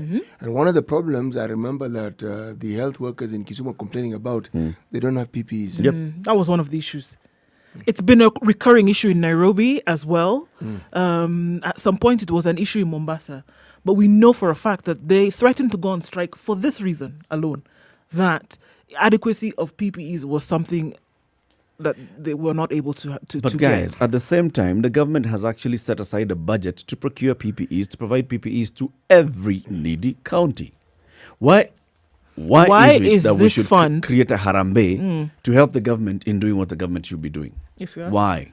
And Because my own see, understanding. money was set aside for precisely that. Yes. And if I remember, the central bank came up and said, folks, there's some money we had actually kept aside, but given the situation we have now, take it. You see, some of this money that the fund has received, money from central bank, money that is the proceeds from stolen money. Remember Yes, the yes, ODP, yes, the recovered, ODP, that recovered. ODP handed over a check. Handed over a They check to did. this fund. So you'd expect that this kind of money, looking at the kind of Those monies are plenty, by the way. figures that we receive, the numbers that we receive from the polls, people who are suffering, people who don't have money, people who don't have food to eat today to feed their families. Number two on this board's mandate, which is helping the vulnerable, Including should have food. been very, very, very, should have been number one. Should have been number one. In fact, And also, it should be more visible. Eric, now, when if you you say ask- that they're going around to inspect this, it's basically a band of business people who are looking at how to make business. Eric, if you ask a majority of people, people's belief is that this fund was for what number two is stating. Yeah. Not number It one. was a Kenyans for Kenya kind of Not thing. exactly. It was not for number one. It was really to feed Kenyans in this time where people either have lost their jobs or have received a reduction in their pay. That is the belief from most Kenyans, that this fund, from the appeal of the president, was to be set up to give money, to put money in the hands of people then who are not able to afford food. That's what Kenyans believe this fund is for. Well, I am among those Kenyans who believe that. And the question is, from the time I heard they were piloting with giving money to certain groups, did it go beyond piloting? But that money We that don't they were know. giving, the 2,000 shillings per week kind of thing. That was over the time. government. That's what I'm saying. It's not part of this fund. That's There's- different money. There were two different things. Yeah. Wait. There was a government thing. Yeah, and then of this was this identifying fund. 100 and something thousand families. Yes, that two are going to totally be receiving different. Yeah. 2,000 shillings a month. That is was different. It was not from this fund. There is a 10 billion shillings that the president announced that was going to the elderly and the severely handicapped. Yes. That is separate. Separate from this. From this fund, they were also piloting what's the best way of assisting people. Instead of saying that we take this money, go to a supermarket, buy food, package food, take it to the people, how about sending the money directly to people? Yes. And they were piloting it at some point in Nairobi, piloting with a couple of families. We don't know whether it scaled We up. don't know if families received money. We don't know if they The said, plan. okay, it has worked and this is what we're going to roll out from now. It Remember, was never reported after You know that. why I'm asking this? We had that debate here, and Eric, pointed out something fairly straightforward. He said, folks, we had a census just the other day here, okay? So you don't need to do another survey to determine who is poor in your country. yeah. We know. And you know where they are. We actually know where they are. Yeah, so that just defeated the argument that they were putting forward, or rather defeated the point that they were putting across, that they had spent some time doing mapping of where some of these vulnerable families were. God. This is what they said they were doing. They did. They took about 3 weeks and they said that they were doing this over that time to figure out now where. And then they were going to make an announcement forthwith. The one thing that is very unfortunate about this fund specifically is whereas we see the daily updates from the Ministry of Health and also the Ministry of Health bringing in people, okay, we have received this kind of support from this organization. They go to KNH, they say, we have received beds from such and such an organization. Let them come and talk to us. I would have expected that maybe once every week would be receiving at the point where Mutahi is giving us an update on the new daily numbers. We'd also be seeing Jen Karuko and her board coming to say, Kenyans, this is what we have received so far, and this is how we are helping. This is how we are working to help one another. Even if you say that, okay, so we realize that the government is having challenges in procuring these things, so we have dedicated 2% of what we have received to PPE so that we can keep our Kenyan health workers secure and safe. is fine. But the other 98% is also going here. And this is what we've done so far. This number of people have received our support, the support that you've sent to us. This is how we are coordinating with everybody else who's working to support the vulnerable in the community. But now we hear nothing. And the only time we are seeing them is when they're saying they're going to inspect. And the absence of such information, unfortunately, you're just giving people opportunity for speculation to grow in their minds and say, you know what, you're stealing the money. And I'm sorry to say, but, unless you tell them that you're doing otherwise, they're validated in that kind of thought. Or that you're planning to steal the money. Yep. Or that you're planning to siphon it. Or send it to quarters where it was not meant for. The minute you don't say, especially when it was something that was made public from the beginning. And then number two, where funds are involved, you don't tell people what you're doing with it.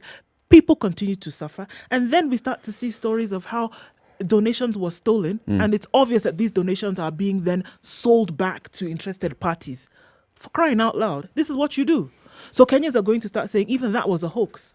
Because as soon as they're telling us to live with COVID, this COVID is here with us. So even all that money that was collected, where is it going to go to? If you're releasing people back into the society and saying, okay, go back to work, that money that was collected that was supposed to help people who may have lost their job, where did it go? How long do you need to benchmark? What information do you need to find? Last, if you get one organization there who's going to, let's just say that you can't find the census information. Let's say that it was burnt somewhere in an office. You can't find those gadgets got lost. You don't know how many people are in Kenya. You don't know where they live. Okay.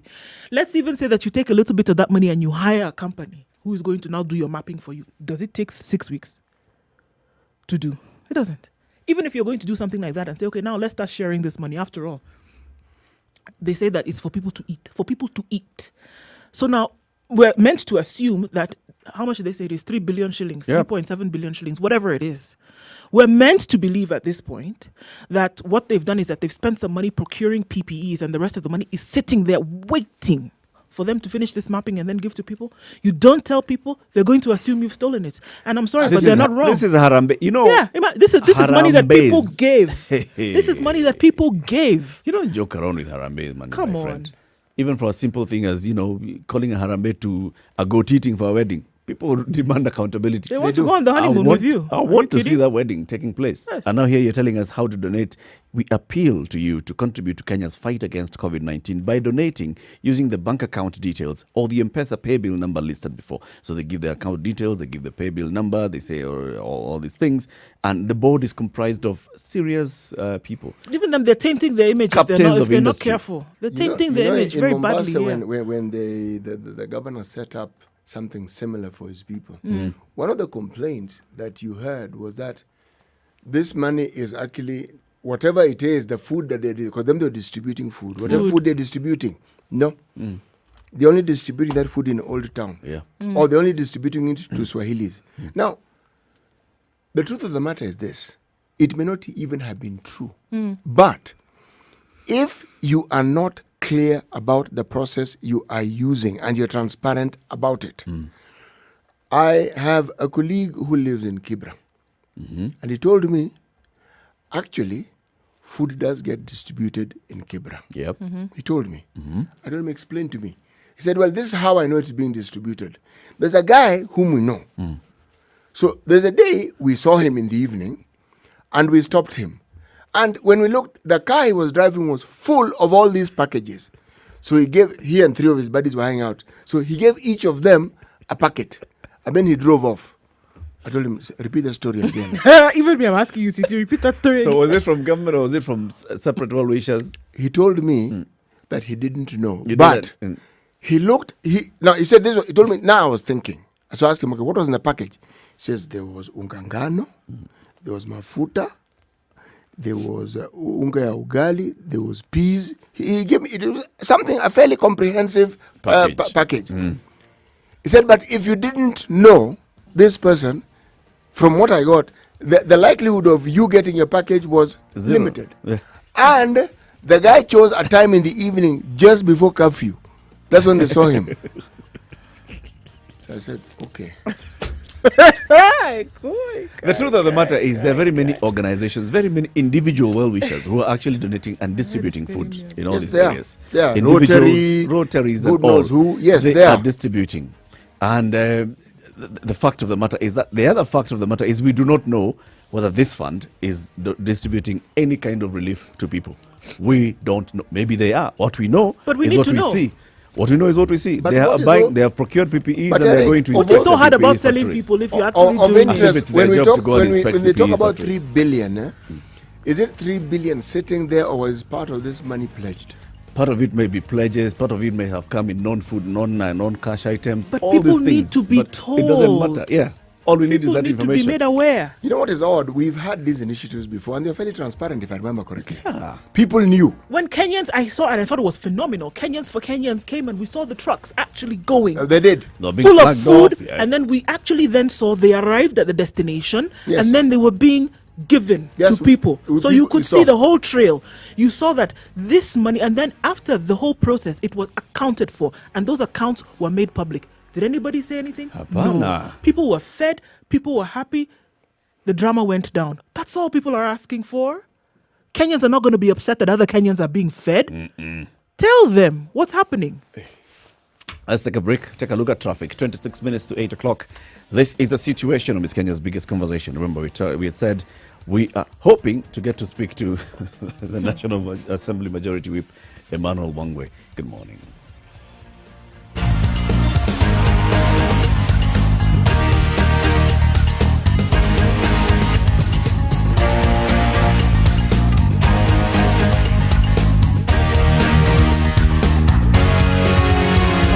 Okay.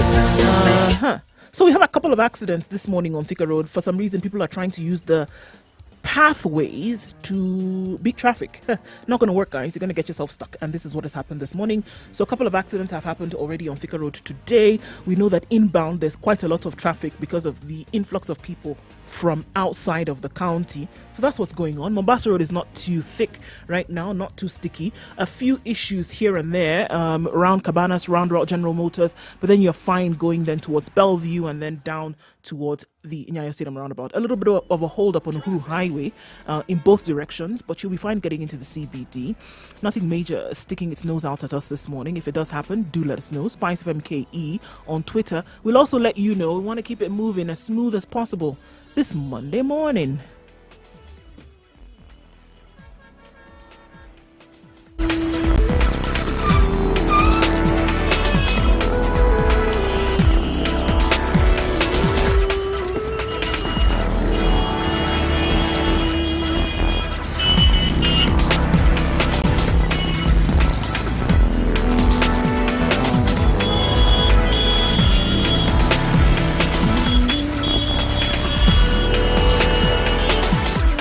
This is a situation.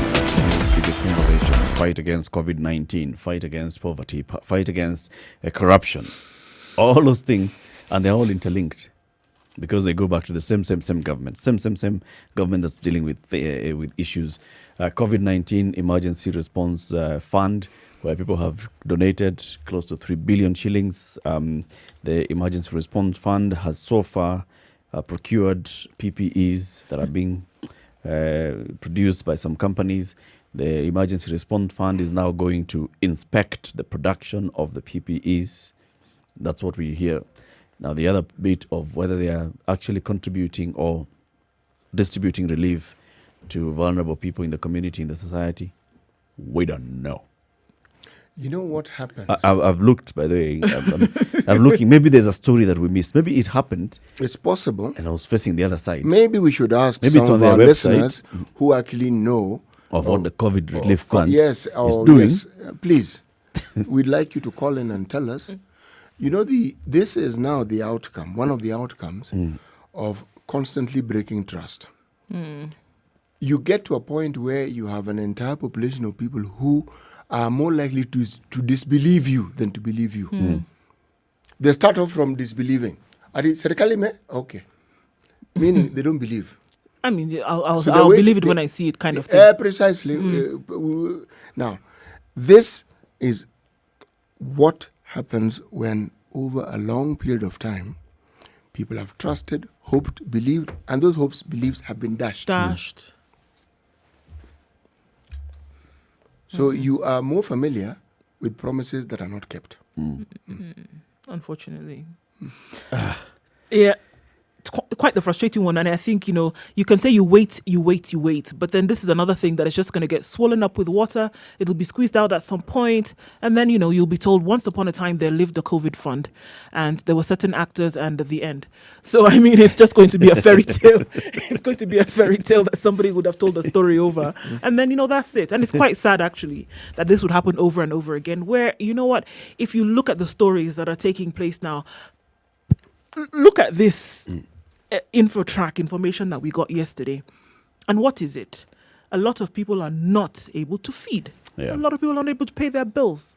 We'll wait to hear from anybody who knows what the COVID Relief Fund has done so far. But as we promised, let's talk about now politics. And today, the Jubilee National Assembly Parliamentary Group is meeting at KICC. Joining us on the line is the newly minted, newly promoted, newly appointed, newly elected Majority Whip, Mheshimiwa Emmanuel Wangwe. Good morning. Morning to you. How are you? We're well, thank you. Thank you very much for speaking to us. Welcome to the Situation Room right here on Spice FM. Thank you. Now, Mheshimiwa, we understand that 9 a.m. this morning, all your members of the National Assembly are due to be at KICC, seated, waiting to have a meeting with the party leader, the president. Yes. What's the agenda of the meeting? The agenda of the meeting today is to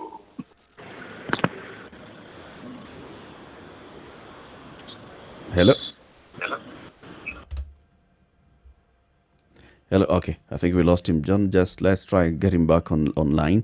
He's going to give us the agenda of the meeting and also tell us now the inside story. Is Eden Duale going to retain his seat or is he not? We know that the Kieni MP Kanini Kega had been going around collecting signatures, getting people to say that they have lost confidence in their majority leader in the National Assembly. And we'll hear what happens. Mheshimiwa, welcome back. Sorry, we got disconnected. Yeah. Yep, you were telling us the agenda of the meeting today. No, the agenda of the meeting is with the party leader. And the party leader is the one who has called for the meeting. Mm-hmm. So I feel it will be good now that it's this early. Yep. And we are just 2 hours away. Is it possible we get to get himself to speak over it? All right. I was hoping that maybe he has said, I'd like us to meet and this is what I'd like us to discuss. Yeah, no, what normally happens is party leaders does not give reasons as to why he's meeting us. Mm-hmm. Yeah, but it will just be that because I can only feel the position in terms of, for example, now the situation which we are in as a party, we have discharged some 16 members. Yes. So I feel one of the key issues that we are expecting him to tell us or is the nomination of the replacement of the 16 members. Yep. Yes. So looking at this 16 committee members, 16 supporters of DP William Ruto is what is being called by some. But now this committee, this leadership of the committees, yes, and looking at the reasons that were given to discharge, as you call it, discharge the other members. Yes. Do you expect that there's going to be an election of new members, or is it just going to be like an endorsement of saying so and so has done well, and therefore we bring them on board? Secondly, yes, do we expect also that Jubilee is going to extend an olive hand with the newly cooperating members of other parties like Wiper, KANU, and the rest that are in Parliament, and saying, because we are now cooperating, you can chair some of these committees? One, on that issue of cooperation, I don't want to mention it. I don't know. I don't have the mandate to that. What I can only say is the issue of the nomination. Yeah. Okay. The nominations are only done by the party leader, and that is within the purview of the leadership of the Jubilee Party. Mm-hmm. So there is nothing like endorsement. It's the process. Okay. That is how the process is done. Yes. Talking about the particular, we have there are a group of people who've already made their intentions clear of not attending this meeting. Does it hold any sway in terms of how things will happen or not? Does it hold? Does it hold any sway? Does it matter? Does it matter? That what happens? That certain people have already said that they will not attend this meeting for fear of being treated in the manner in which they were previously treated. One thing I want to say is that the party leader is very hospitable. He handles people with the decorum, and there is nothing to fear, like there is an abuse, nothing at all.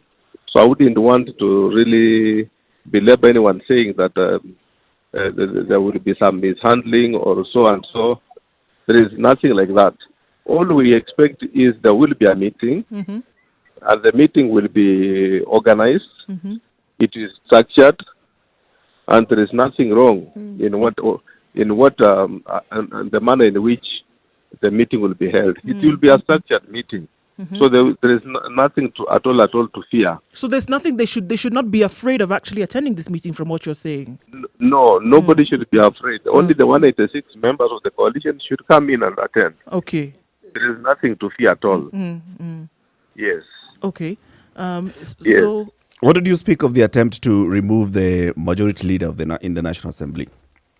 Pardon? The attempt to remove the majority leader, Kanini Kega, the MP for Kenny, has been going around collecting signatures. In fact, there has been a public spat between the MP for Kanini Kega of Kenny and the MP for Garissa Town, Eden Duale, who is the majority leader. Has it come to your purview? And you know, some saying that this is what also is going to be discussed today, where the issue of confidence in the majority leader is also being going to be discussed. Have your members told you, okay, Mheshimiwa, as you're whipping us to attend this meeting, Kaukijua, we want to discuss this matter? That's why I said mainly the itinerary of the meeting is normally with the party leader. So if that will be part of the discussion, I'll soon be able to see the final agenda list, as it is going to come in the next 1 hour. There are talks that Jubilee is breaking up. Are these talks true? Okay, we lost him again. John, let's try and call him back. Yeah, Jubilee breaking up, whether these talks are true. I can tell you what he's going to tell us. It's this meeting has been called by the party leader. Let's wait. okay, you're preempting an answer on that one. No, ask me. Yeah. See, we must be heard to ask. These are the questions we must ask. I mean, we're having a meeting that's going to take place today, this morning. It's a meeting of the Jubilee Party. It has been called by the party leader, that's the President Uhuru Kenyatta. He asked all the MPs to gather around 9 a.m. Meeting is going to take place. Whether he's going to come personally, whether he's under quarantine, he's going to break the quarantine and come. Remember, there's COVID in State House. Whether he's going to come for the meeting or whether he's going to address the meeting via video link, that's also something that we... But remember, Eric, well, the responses we're getting are also informative. Yeah. That... The party leader is very powerful. He's the one who holds all the cards. Yes. This is what is becoming clear. It's a clear issue, by the way, that this is... The president has taken control. You know, you guys were assuming, he's president, he's not in control. He's taken charge. And even what Kimani Ngunjiri and the other MPs are saying, we are not going to attend that meeting because of how we're going to be talked to, is also indicative that the president is not coming here to mince words. He's not coming here to tell you, basically, listen, toe the line or get out.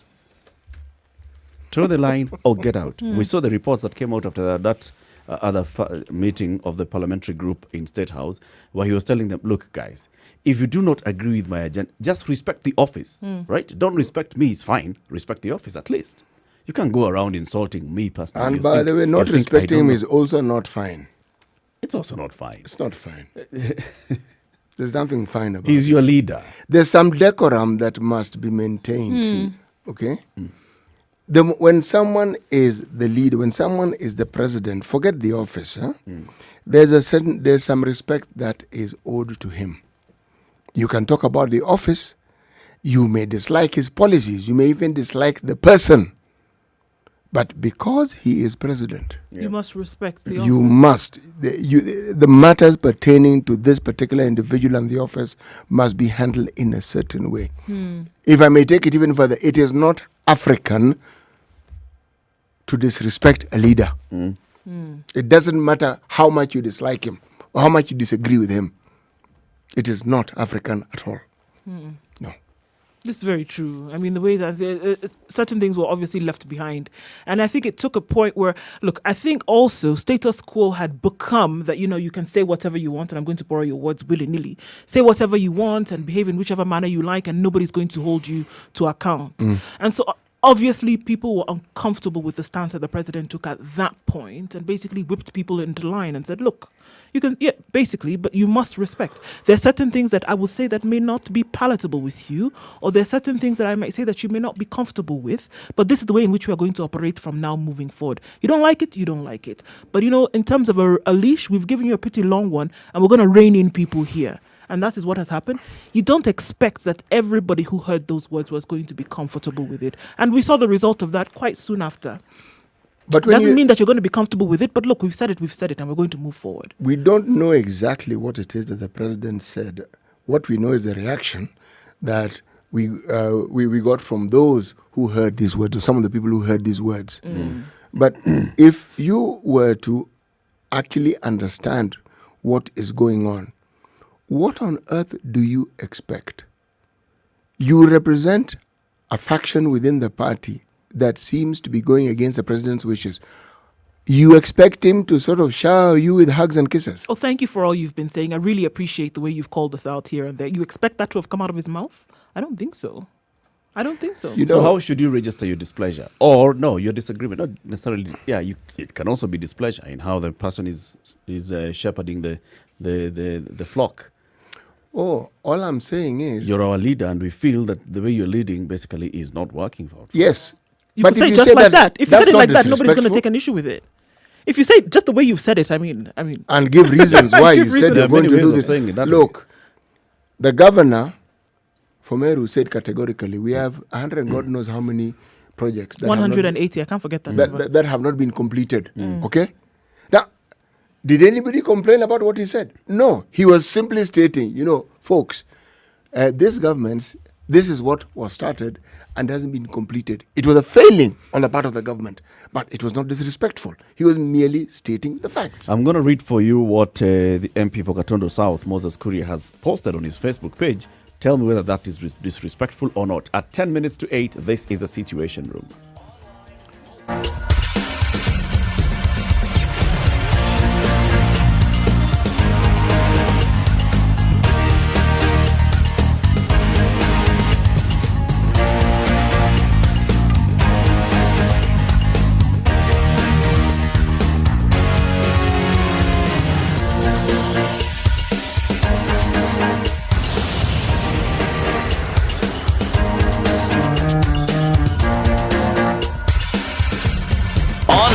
Mobile, and on radio.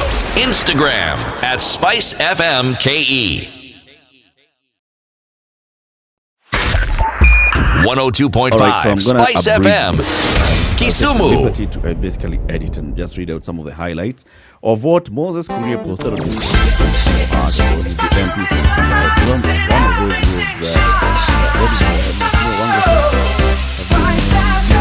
Spice up your life. Relieved of their duties.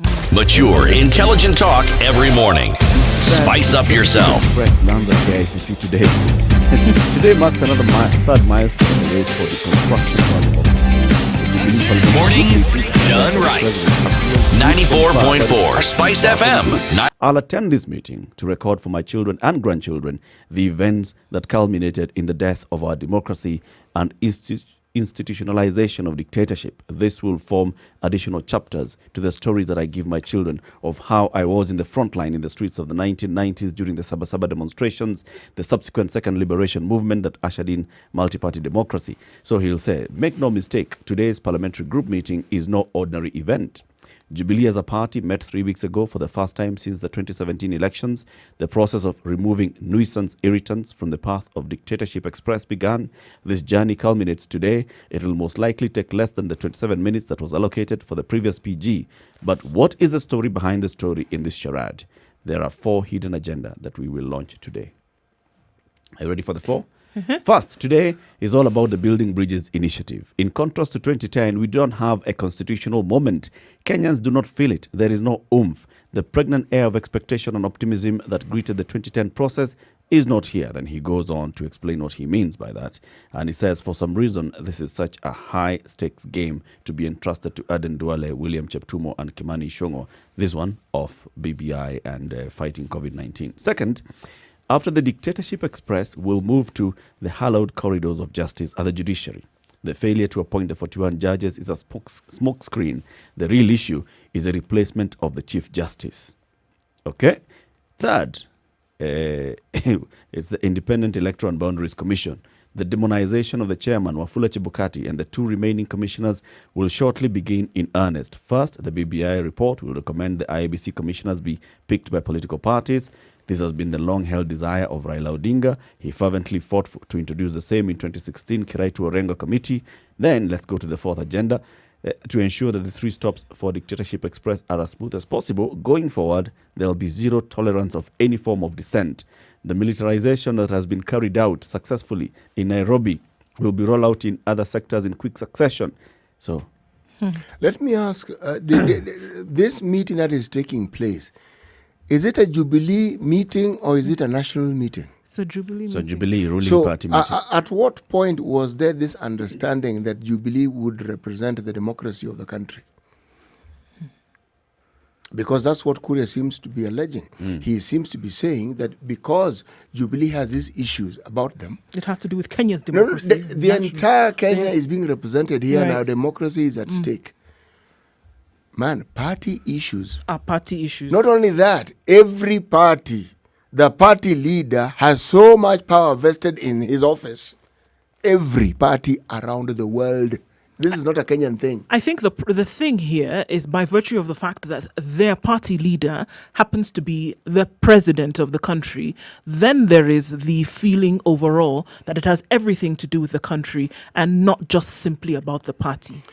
It has an impact. They complained that their party had not had a parliamentary meeting. The party now meets, there's something to complain about. The same group, this is an ineffective president, ineffectual I think was the word, who doesn't seem to make decisions. The president now makes decisions. He's suddenly dictatorial. So you want to say pick a side, man? Which one are you on? Actually, no. They have picked a side. It's just that they're not being honest about it. They are speaking as though they're in the opposition. Because the opposition are the ones who take time to find fault with the government. Them, they've decided to start by finding fault with their own leader, who also, as you say, happens to be the president. Yes. But this is a sort of talk that we hear from the oppositionists. They're the ones who normally say, this hasn't happened, this is what's happening. But this is a Jubilee party issue. But he's making it a national issue. How? Because when the Jubilee catches a cough, catches a cold, the country will cough. Not necessarily. This is the. It's at the helm. It's making decisions at the national level. It does make decisions. And if I remember correctly, prior to the handshake, the opposition very vigorously opposed a lot of these things. Should I say very enthusiastically opposed them? Before they were demanding, now they're urging, as we heard. Things? Oh, the very processes that the then government was putting in place. Yes, then came the handshake, and that vigorous opposition ceased. Now we have a new form of opposition.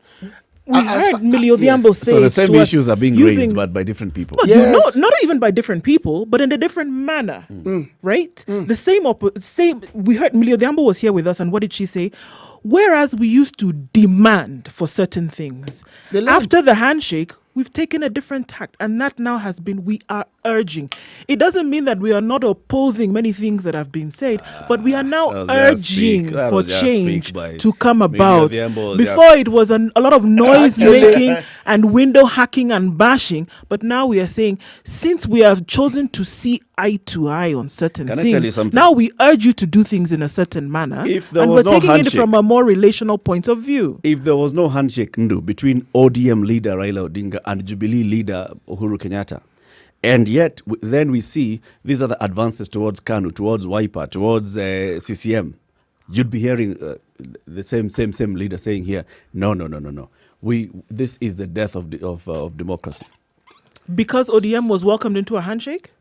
Now, because You're ODM saying was if there welcomed. had been no handshake. If there had been no handshake but and you it see, was Eric, with the these other the people. kind of Eric. language that we hear now, Eric. saying that we are now urging. They're urging what? Have you heard? Because them, they're also in have the you- Have you heard them mentioning what have they talked But about? Eric, let's get things straight here. ODM was the opposition. That's why I said, when I began speaking, I said, the opposition, we know the opposition speaks in this way. Korea is in Jubilee. It's the ruling party. Yes, that's why I said a little honesty here. A little honesty here, okay? This is opposition talk. That's what I'm saying. Yes. Yes. So essentially, they've decided that they are the going to opposition. propel the position of the opposition within the party. They don't like how the party is being led.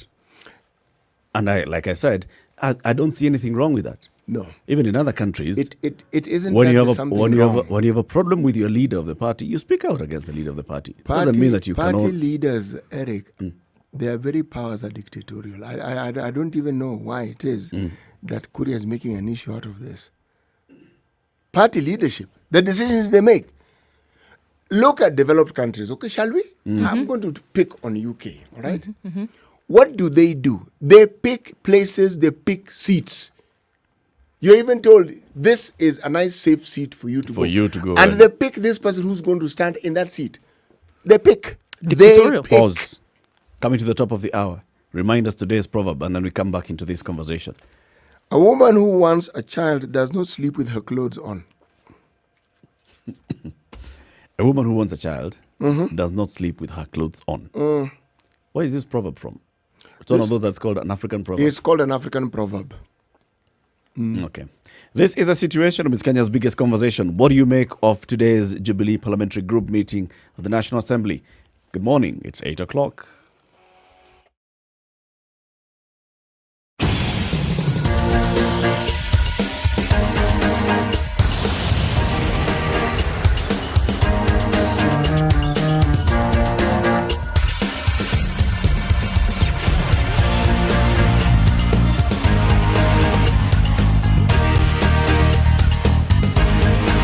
Different pockets within the city. Ngong is moving very slowly this morning from the junction and all the way down into town, right around the city mortuary roundabout. Whether you're going towards Valley Road or the Great Ngong Road, it's going to take you a little time then to get down, but it's moving as we see. Langata Road today seems to be a bit slow, coming all the way down from KWS to the T-Mall roundabout and then going either towards Bagavi Way or using Langata Road towards the Nyayo Stadium roundabout. All very slow today. All stops to survey, very slow, but moving very well on Thika Road today. The two accidents that we saw earlier seem to have been removed and people are seemingly behaving themselves for now. Waiaki Way, the jam starts at Udhiro Junction all the way to Agriculture and then down towards the Westlands roundabout, past the 87, past the Red Hill bypass. There are options to use this morning, so it's not a headache-inducing traffic this Monday morning. Inbound, on Thika Road, higher way up there. We have some issues, same thing as Mombasa Road, but it'll be all right. Not too crazy. If it does get crazier, we'll be here to let you know and give you the options for which you can get through. Reach us on Spice FM KE on Twitter. Let us know what you see.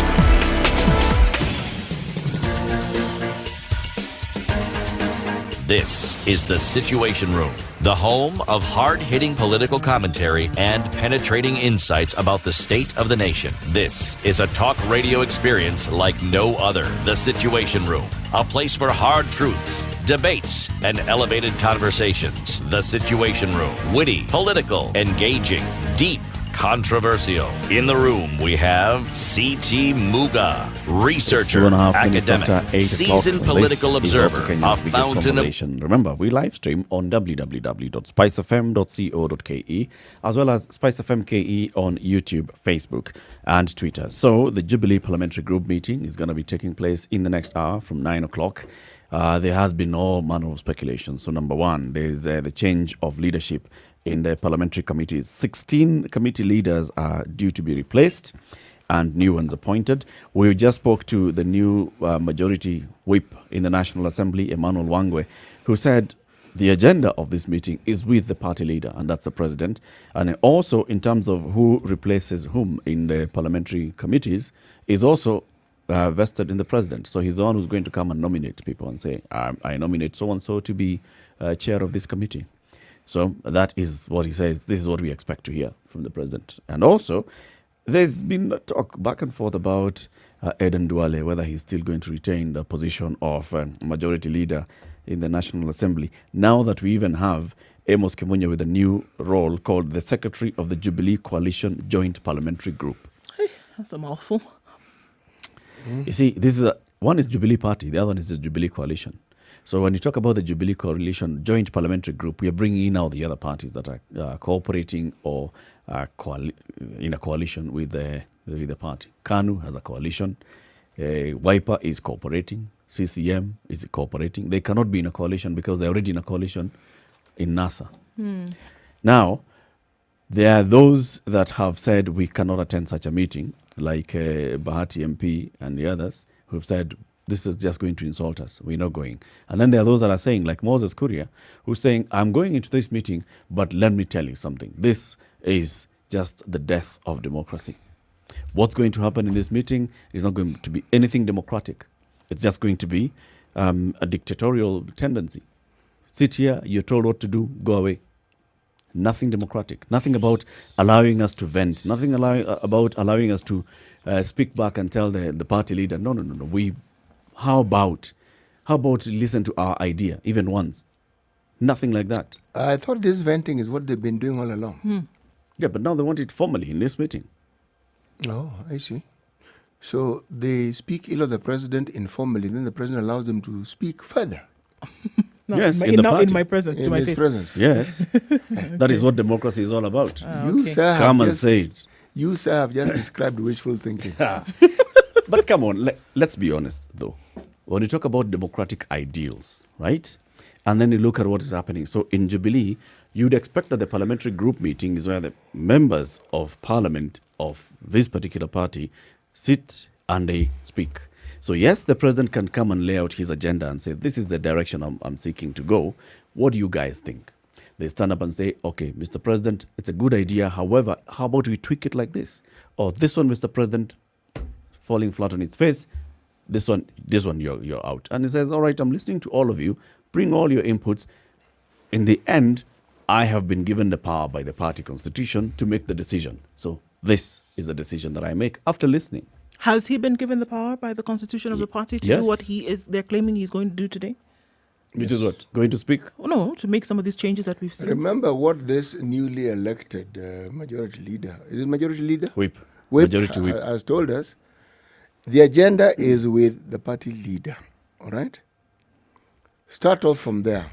Every other question that we asked him was, it begins and ends with the party leader. Now, I realize this was good because we're actually being told about the powers that the party leader actually has within this particular party. So, what you're saying, Eric, I think is what you say. Theoretically speaking, this is what people expect a parliamentary meeting to be, isn't it? Yeah. But on the other hand, if the president decides to call a parliamentary meeting to read the Riot Act, is it not within his purview? This is what I was asking. Does he not have a right to do so? Is it democratic? You have a constitution which says that he's able to do this. Is that democratic? The constitution by which they are run? Yeah. The constitution which they all agreed to, that they became part of the party and then decided to act under which? Yes. Under? Yes. Is it not democratic? Did No. they not all agree? If No. you did not agree with the constitution of the party, then you have no business being in the party. You see, it's the same way. You have no business having been run by the party for which you were comfortable when you were in a position of power. It's the same Now, when way. that power has been removed from you, essentially, then suddenly things are not done democratically. You see, now Do you these are- see? you're mixing issues. No, You're no, saying, no, no. You're saying, You're say- simply because you're smitten, then you have no point. That's not the No, no, point. no, no. That's the not what I'm point saying. Is it democratic? Is it? You can pass a law in parliament. It can go and can get assented to by the president, but that law is undemocratic or unconstitutional, and it can be declared unconstitutional or undemocratic. No. It doesn't mean that because it was passed by all these MPs, because it went all through the stages, the first reading, second reading, third reading, it was public participation, it has gone to the president, it has received the presidential assent. It does not make it constitutional or democratic. We're only hearing about this undemocratic nature of doing things within the party because of recent happenings. Because it's We've happening never, now. Yes, we've never previously heard about Because it hasn't happened before. So now, and it is happening in a certain way, and that's why suddenly things are undemocratic. Exactly. The party as a whole is undemocratic. You see, if we it never hasn't saw that. happened before, You can't you'll say not that a know that building. it's You democratic can't look or at a not. building and say it came crumbling down instantly. There definitely must have been cracks before. So this Exactly. undemocratic nature that we're talking about did not just arrive because of certain things that were done And yesterday. you cannot start questioning and saying, no, yes, now you're talking about this house yes, being unsafe you can. because you can see the crack. No, no, of course you can see the crack. That's why you can tell it's So unsafe. why not call it out you before? couldn't see the crack earlier. That's why you could not tell whether it's unsafe. No, I refuse to believe that. And that's why CT said before, let's just be honest.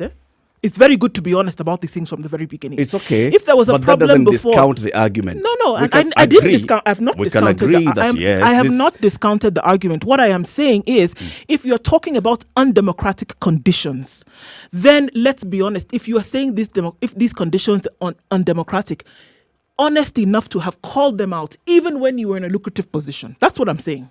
And I'm saying they did not emerge at that point. So they could not have been raised at that point. The same way you've given that example of a house that's cracking. This building that we are in now has been here for more than 10 years. Okay? So because of that, we assume that it's sound. If it starts developing a crack, then we start saying there are cracks in this building. You cannot say, oh, now you're talking about this building being unsafe because it has a crack. Of course, I'm talking about it because I can see the crack now. I couldn't talk about the cracks before because I wasn't seeing the crack. Or you chose, you know, there's a difference between seeing something and choosing not to see something. Or because it has not affected you, because you are not in the room where the crack is, you're on a different side of the building. Yep. And then suddenly when the crack comes to you is when you choose. However, you knew that there was a crack, but you chose not to do anything about it because it was not affecting you directly. It is also possible that you do not know there's a crack because you are not seeing a crack. It You is did also not know possible that you knew this very well building- about it, but because it was not affecting you, you chose not to speak on it. Can you That prove we that? know. No, we can't. Can you prove your side? No, I can't. Exactly. The only way I can So we're prove having it- a conversation because it's about perception in this case, and we're saying across the board. It is necessary. If And people I'm- on and the I'm outside, saying- on the periphery, could see a certain thing, And then I'm it is saying necessary the to call it out bottom line regardless. the bottom line is you cannot say that this person has no right to talk about a crack. I didn't because say they that. didn't talk about a crack I earlier. didn't say that. I said it would have been good to talk about it, When to they were talk not seeing about the these crack. conditions regardless. When they were not seeing the crack. You assuming that they didn't. I could also assume that they did. And I'm telling you, they are speaking about it now when they can see the crack. So let's deal Because with it's that now. comfortable for them We to can see it all now. see the crack. Can we talk about the crack and not the person? You know, for the What is more important? Is it for the crack or the for person who's talking long- about for the the crack? longest time, the president has been at the receiving end of some serious tongue lashing from his own party members for the longest time. There's hardly anything he hasn't been called. And what was surprising was that the only response he seemed to have was, guys, you know, you don't really have to keep, insulting me like this. Leave me alone. You see, yeah, until guys said, Nani, president, even you sometimes, man, come on. It's one thing for you to call you a lame duck. Stop acting like one. He's now stopped acting like a lame duck. And he's saying, okay, guys, you know something? I can fly too. It is like this. Suddenly, it's not very pleasant. Yeah. And it's within the confines of a party structure, a party meeting. They are not happy. Yep. Unfortunately, this is what happens when your actions seem to indicate that you have become an opposition personality within your own party. Don't expect to be treated like a friend. You've become a foe. Recently, the Burundians inaugurated a new president. I was literally amazed by what that man uttered, or what was reported he uttered during his inauguration speech. He simply said this: there's no opposition in this country. Yep.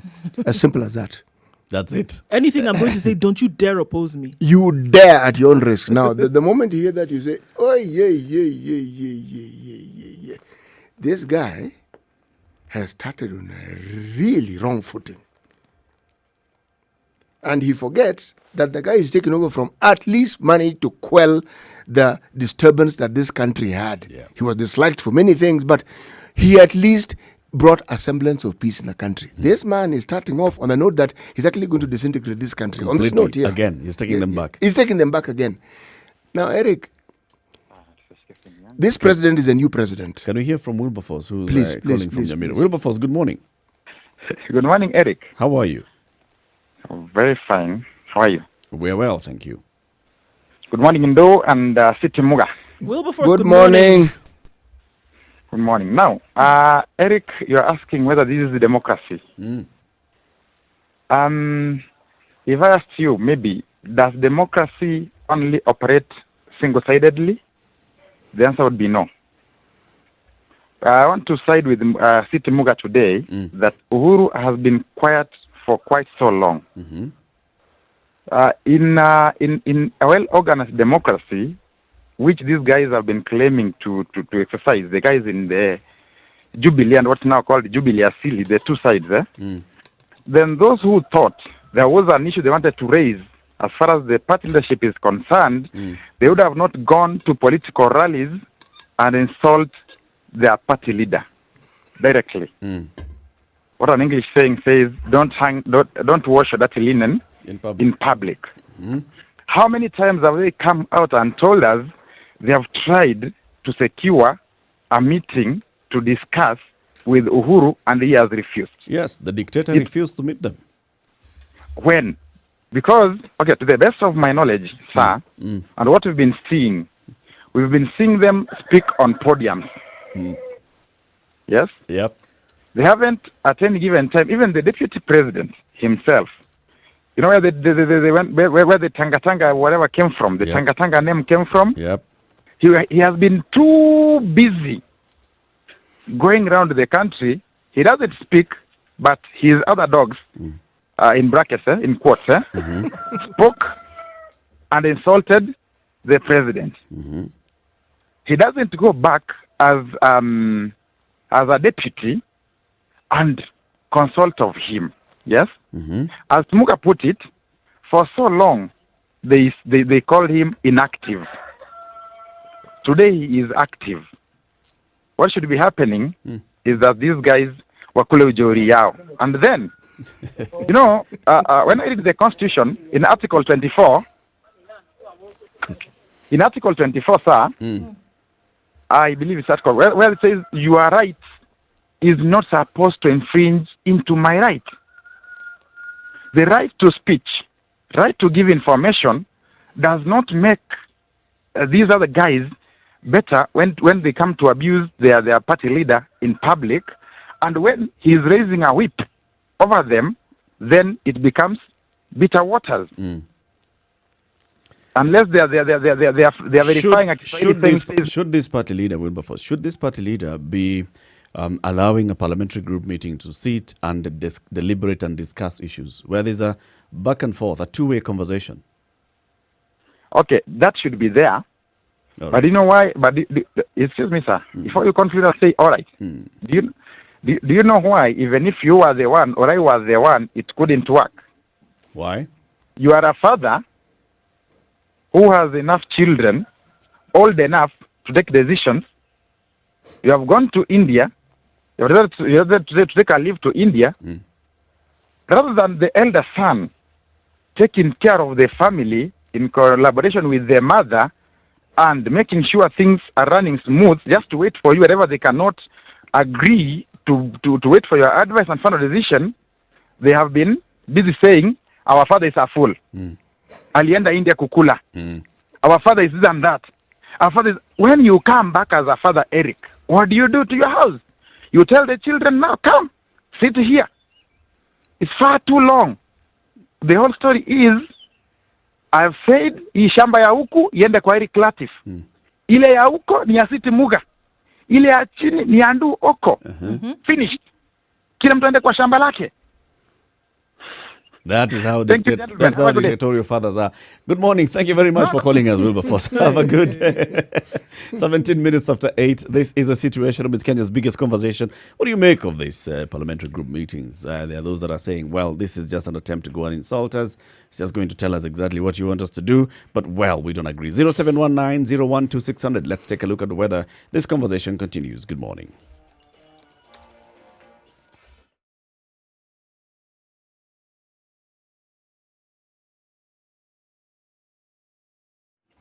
Warming up a little bit in Nairobi, but still quite cloudy conditions today. We'll see highs of 23 with thunderstorms forecasted for the afternoon. All right, take a quick look into Nyeri, where we'll see thunderstorms with highs of 22, and into Nakuru, where it'll be a wet afternoon as well with highs of 23. Eldoret falling in fine form with thunderstorms forecasted for later, highs of 29 and lows of 11. It's going to be mostly cloudy in Kisumu this morning. We'll see highs of 26 throughout the day. Kakamega will be wet this afternoon with highs of 24, and then taking a look into Malindi, where it's partly cloudy now. Cloudy conditions will follow throughout, highs of 29 and lows of 25. Mombasa is mostly cloudy at 25. We'll see highs of 29. Taking a look into East Africa then, and in Kampala, 19 degrees, highs of 26 and lows of 18. Dar es Salaam is partly cloudy at 24, highs of 31 and lows of 24. Johannesburg this morning is mostly sunny at 7 degrees. We'll see highs of 17 today. It'll warm up just a little bit and go to a low of 2. And finally, for now in Lagos, thunderstorms still continue quite heavy today at 25 degrees. It'll slow down later, but it'll still be wet well into Tuesday with highs of 28 and lows of 23.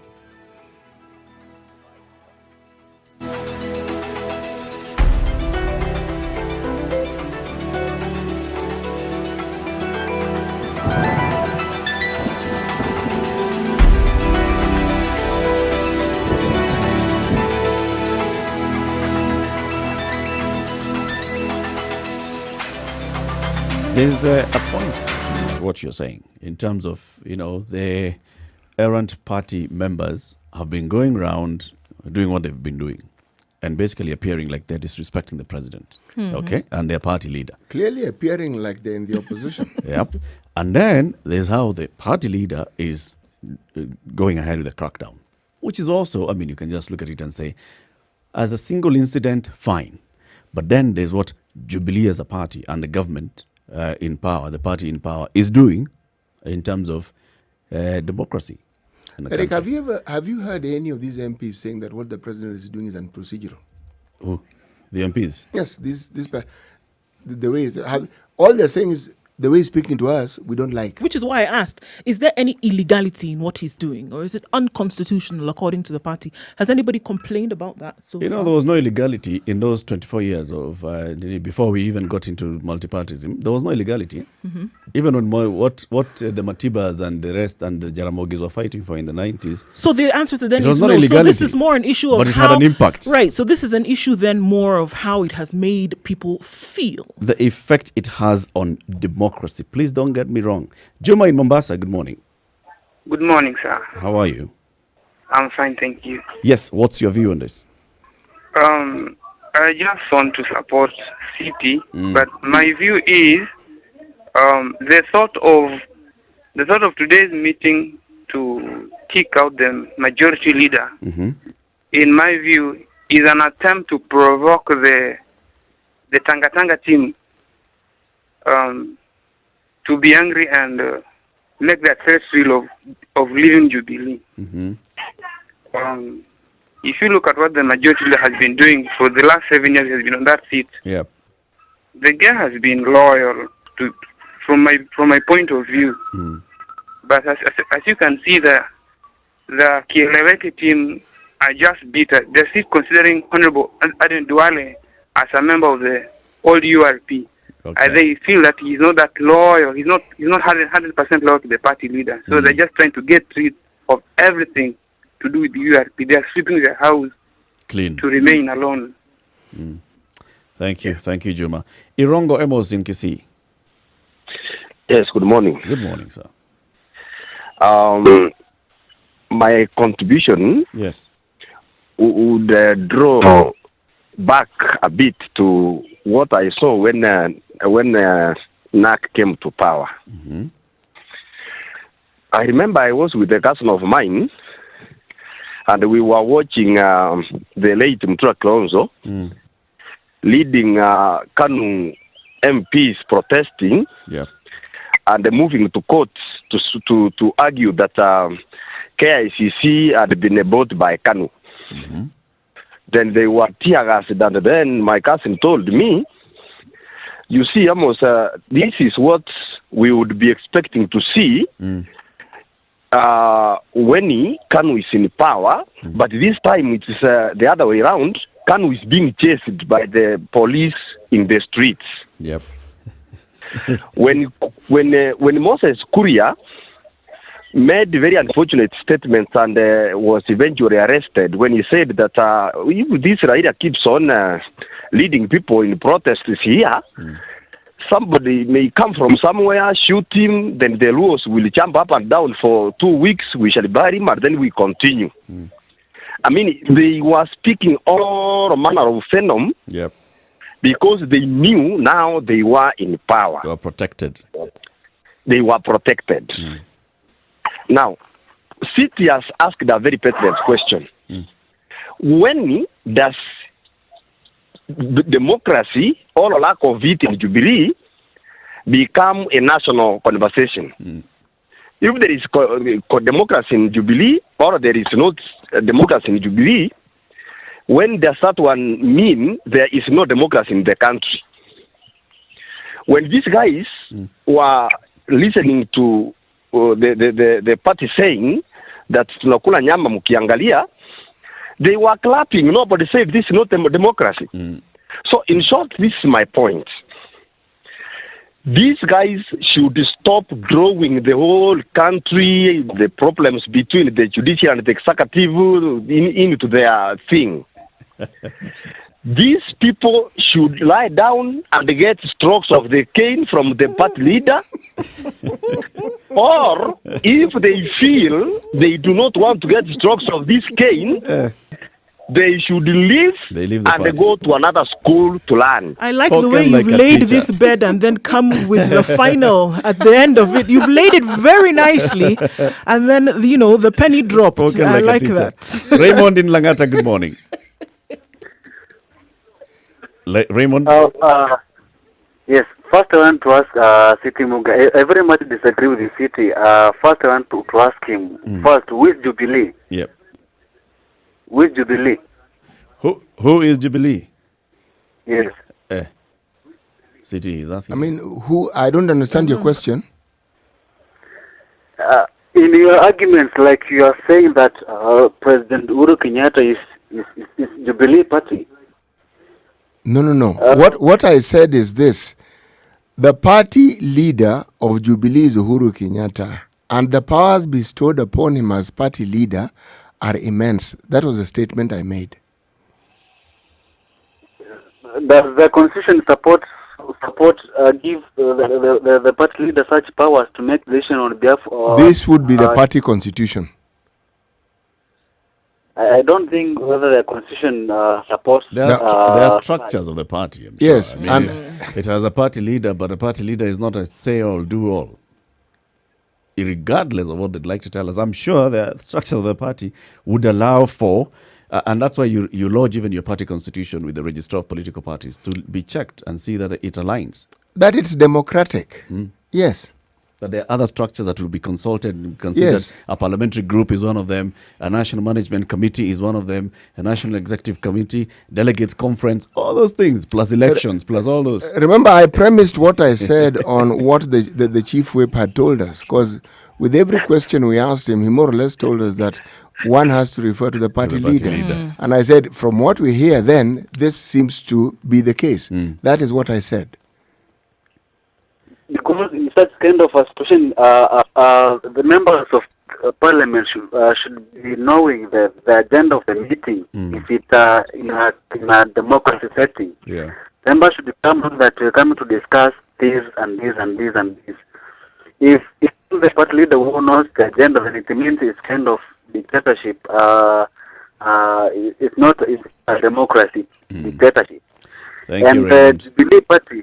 Yeah. Okay. Thank you. Thank you. Let me take these other callers. Justus, good morning. I also have Daniel on the line. Justus, good morning. Good morning. How are you? We're well, thank you, Justus. I just want to make a couple of comments. First, yes. Democracy by its nature, good democracy is continuous contesting, friendly contesting. It's not about whether you are rebelling or not, but you're constantly discussing these new ways of seeing things, and whoever is popular at that moment prevails. That's the beauty of democracy. I really want to kind of hope Kenyans don't take this attitude of your previous comment, how you compared the party and the government to a father and a family. That paternalistic attitude towards the politics is under monarchy, not under democracy. It's under the monarchy where we see the king as the father, as the who can decide what to dish out and not give out. And one of the challenges with us in Africa and our democracy is the confusion of the presidency with our father. And therefore we use that idea that as the father of the nation, as the father of what is, should not be opposed. The presidency under democracy is an institution. And therefore, even as the president is calling for these meetings, he's calling them under the auspices of a party which has rules and organs. And I have a feeling, like most parties, that the organs structures are more powerful than the presidency. The only problem we have here is the conflation of the two. The presidency of Kenya and the leadership of Jubilee Party. The presidency of Kenya allows the president to patronize because he has these benefits, these appointments, these powers here and there. But if he was a single party outside government, without the benefits, without the opportunity to dole out gifts here and there, the opportunity to appoint, the opportunity to be a patron, these matters could not have been as delicate as they are. Like now you have just listened to the party whip, which is a very powerful office, but he has no idea what he's going to do in a meeting he's been called to. That's not democracy. Thank you, Justus. Let me pick this other one also. Let me pick this call as well. Daniel in Kisumu, good morning. Good morning. Good morning, Daniel. What we are seeing happening in Jubilee is an affront to democracy. There's nothing short of it. And this argument that Jubilee is an individual party and does not really affect the democracy of a country, our democracy as a country is as strong as the democracy in the individual parties that make up this political sphere in this country. We have to look at it from that perspective in the beginning. These parties are actually funded through the taxpayer. If you look at the Political Parties Act. So what is happening in Jubilee is of importance to even people who are not Jubilee members. And there's a reason why that political parties came into effect. Why did it decide to strengthen political parties in this country? Moving further, the actions that Jubilee is taking cannot be looked at individually as actions that are taken inside the party, because the president and the leadership of this country, especially the president, the executive wing of this country, has been making moves. Look at what it is doing to other parties in parliament. Right now, it is commissioning coup in other political parties. It is realigning itself and getting into all these post-election coalitions so that it can control Parliament's agenda. And that in itself, we are going to have a situation where we are having a parliamentary capture by the executive. But the capture is not ending in Parliament. They're spreading their tentacles to try and capture the judiciary as well. Look at the recent confrontations between the judiciary. When we sit down and keep quiet and allow the president to continue going in the way he's going, then you're going to sink back in dictatorship that's worse than what we experienced under Moi. Thank you, Daniel. What Moses Kure is saying is actually very legitimate. We have to look at the whole picture without just isolating the incidents, because these incidents are laying foundation for the bigger game. For something bigger. Daniel, thank you very much. Joel in Kericho, good morning. Salama kabisa, habari asubuhi. Salama kabisa, Joel. Mimi nafikiri mheshimiwa rais anakosa washauri wake ambao wanafaa kumshauri. Maanake kujaribu kuangalia Jubilee, si ile Jubilee ambayo sisi kama Wakenya tulikuwa tunatarajia inaweza kutufanyia mambo kama Wakenya. Unapowapusilia mbali wale ambao wanakosoa rais, hiyo ni kumaanisha nini? Inafaa angevaa waite awasikize ni nini mnataka aje. So you cannot brush them off at those are elected people in which we send them there to represent us down here. Okay? So unapowasukuma kando, sasa hata sisi raia ambao tuliwatuma wao watu wakilishe pale, sisi kama hapa huku China tufurahi. Okay? Ukiwa rais wa nchi yani unafaa uweke watu wote sawa. Usikemee upande mmoja, maana ukijaribu kuangalia vile mheshimiwa vile anafanya saa hii kidogo mimi sifurahia. Naomba nikuulize swali. Usiniulize hata nimalize. Namba 2. Vile alikuwa That's a bit dictatorial, isn't it? Aita Gruto wakina Kalonzo Musyoka wakina Gideon Moi akumshauri tibitu wake ambaye ni William Ruto. Na William Ruto si mtu ambaye unaweza kuchukulia hivi. Unataka kuchukua deputy president nani? Ulitauliza Raila Odinga. Okay? So, wenye anafanya mimi sifurahi. Haufurahi kabisa. Na tulipiga kura. Kabisa tulipiga kura, lazima asikize. Wale hapa. Kuna swali ambayo sitia nataka kuuliza. Sasa anaweza kuuliza. Naomba naweza kukuuliza sasa? Aliko sawa uliza. Nilikuwa nataka kuuliza hivi, tulipokuwa with all these rallies and all these MPs kept speaking, surely as they were speaking the president was listening to them. Shate pia alikuwa anaongea. Precisely. Aliwaita tanga. Yes. Aliwaita tanga akasema nikituma huyu Raila anakuja kutanga muulize ile kazi ambayo anafaa afanywe na ile itafanywa. Yes. Okay. Now there's a point I'm getting at here. You know, we are discussing a Jubilee Party issue, not a national issue. It's a Jubilee Party issue. And the difficulties they're having are Jubilee Party difficulties. And the person we are discussing is the Jubilee Party leader. So those who are within Jubilee, I would argue, are the best placed individual to sort out these matters that they have within Jubilee. But president should have called them. You do not brush those people. We send them there, City Muga. We elected them. Are you a supporter of Jubilee? Exactly, yeah, kabisa. So you're also affected by what is happening? Yeah, I'm affected. Hence your comment. Thank you. Thank you very much, Joel in Kericho. It's 26 minutes to 9. Let's take a look at traffic and then continue this conversation. What do you make of today's meeting? There are those that are saying that this is a path towards dictatorship. It's undemocratic what we see. This is just look at it as one issue. Look at it as Jubilee, this move that Jubilee is making here in the parliamentary group, kicking out errant members from powerful committees, and then also bringing in other political parties to the fold. And then, what is it doing? The judiciary. We've seen the moves in the judiciary. We've seen the moves in terms of trying to amend the constitution in the name of BBI. All these things, you must look at them holistically. Good morning.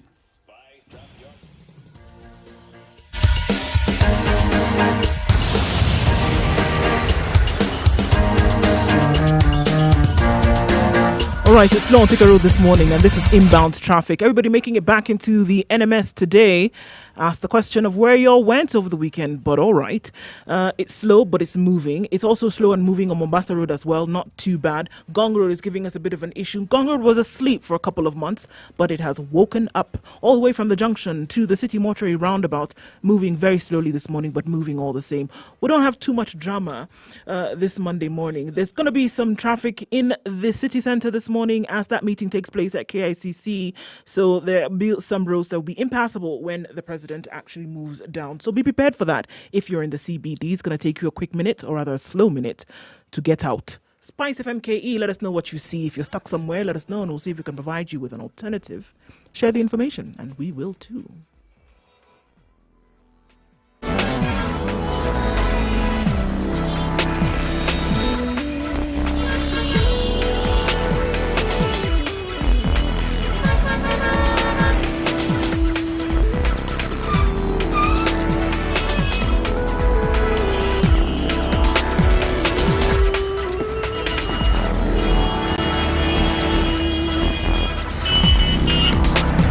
So the Jubilee Parliamentary Group meeting, National Assembly, is due to commence in about 24 minutes. That's at 9 o'clock at the KICC.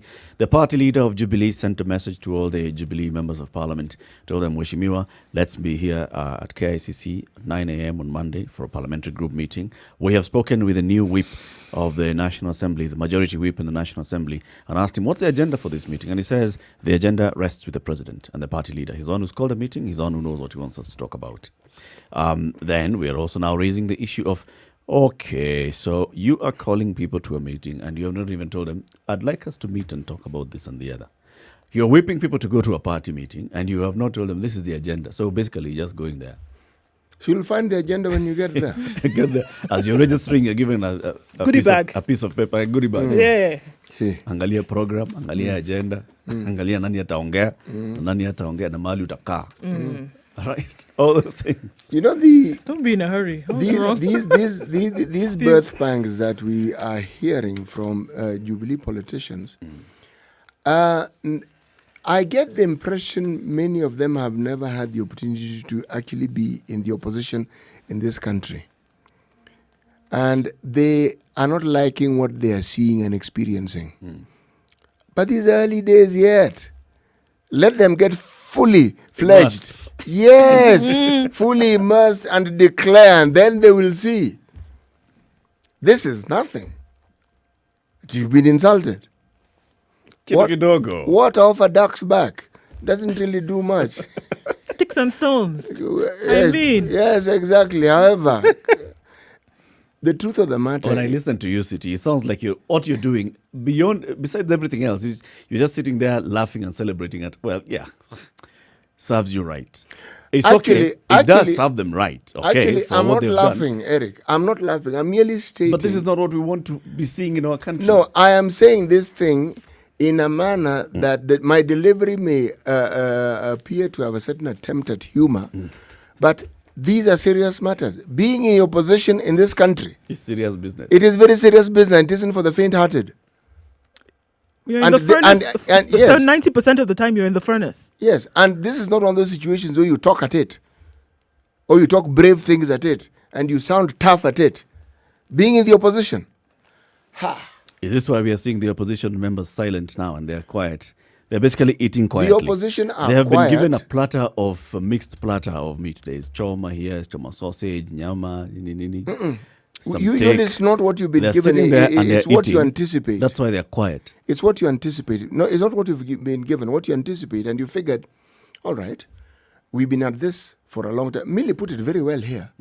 We figured, let's try this one here. And they're saying it seems to be working. I mean, we are pushing the same agenda. It's just that the manner in which we are pushing this agenda is different.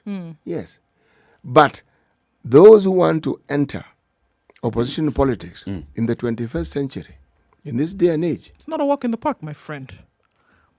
They are simply surprised because they are experiencing something new from what they are used to. Okay. Yes. As an observer who is not a party to any of this, right? Assuming you're not a member of Jubilee, I'm assuming you're not a member of any of these political parties, you're just a Kenyan observer. A Kenyan who's affected by the actions of this band of people. Do you sit there and don't you sit there and just feel, okay, this is not the right way to go? When they're doing this, it's what is not the right way to go? It's going to impact me. When I see that, we have, I participated in voting for a new constitution, yes or no, but there's now a new constitution. Yes. I participate in obeying and following all the laws of the land. Yes. I participate in espousing democracy and democratic ideals of this country, right? Yes. And then I see this one political party wins the majority of seats in the National Assembly. This one political party has its own internal wrangles, which is fine. You can sit and celebrate and say, yes, it's good drama and let it disintegrate if you guys were not held on solid ground. But when you see the attempts to bring in the other political parties into the fold, when you see those attempts also going in towards, because you know what that means. What that means is that the person that's supposed to be checking the executive has now been bought over. So the checks and balances that you should be expecting from Parliament will no longer be there. If the executive comes and says we want to raise the debt ceiling from 9 trillion to 12 trillion, it'll just be voted in. Eric, 1 hour, no debate. It's been voted in that. It's been voted in that onomatopoeic way you've just described. Just like that. Even when the opposition was there, it was voted in. Juicy, there was no opposition. No. This is a result of that. Tell me. Now, can you imagine when you have nobody speaking out? Eric, you know something? Political parties determine the path they seek to follow. We have had a coalition government, no less. a legally constituted gets together. Okay? The Nusumkate Yes. thievery that happened Yes. for 5 years. Yes. The Nusumkate government had the same thing you're saying, check and balance. And balance. We saw it. Lived experience, Baba. We saw it. They were supposed to be working together, and they were. But where people didn't agree, we saw, we knew. Yep. It wasn't just smoke. We saw fire. Yep. Clipped And wings, from essentially. experience, what my lived experience of that is, when they agree to steal, they steal. When they don't agree to steal, one side makes noise until it's accommodated, and they steal together. Eric, you brought in a new aspect to It the is during discussion, that time and it's where a good discussion.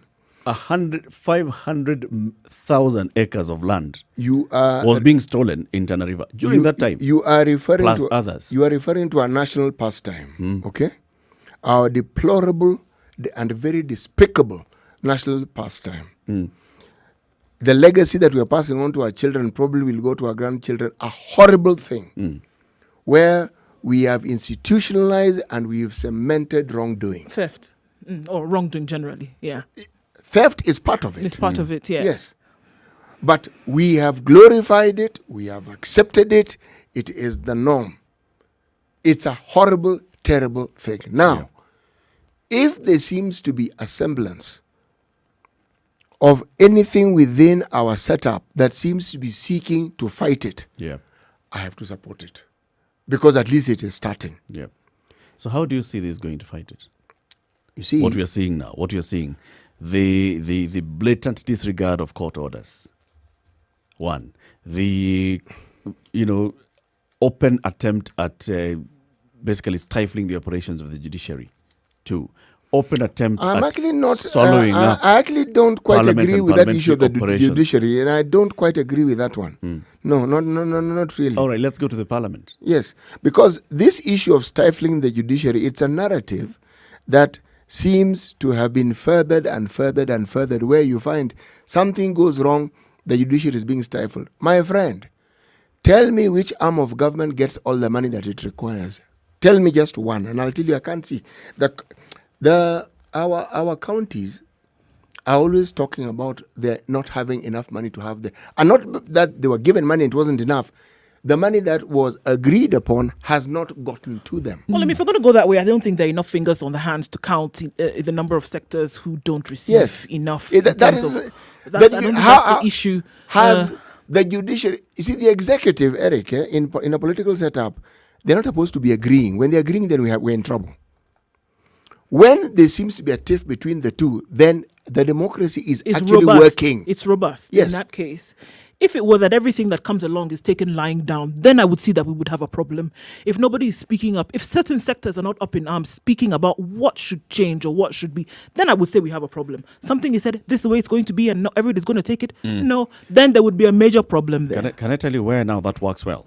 For example, when the president stands out and says, look, this is what we in the executive are doing in the fight against corruption, all right?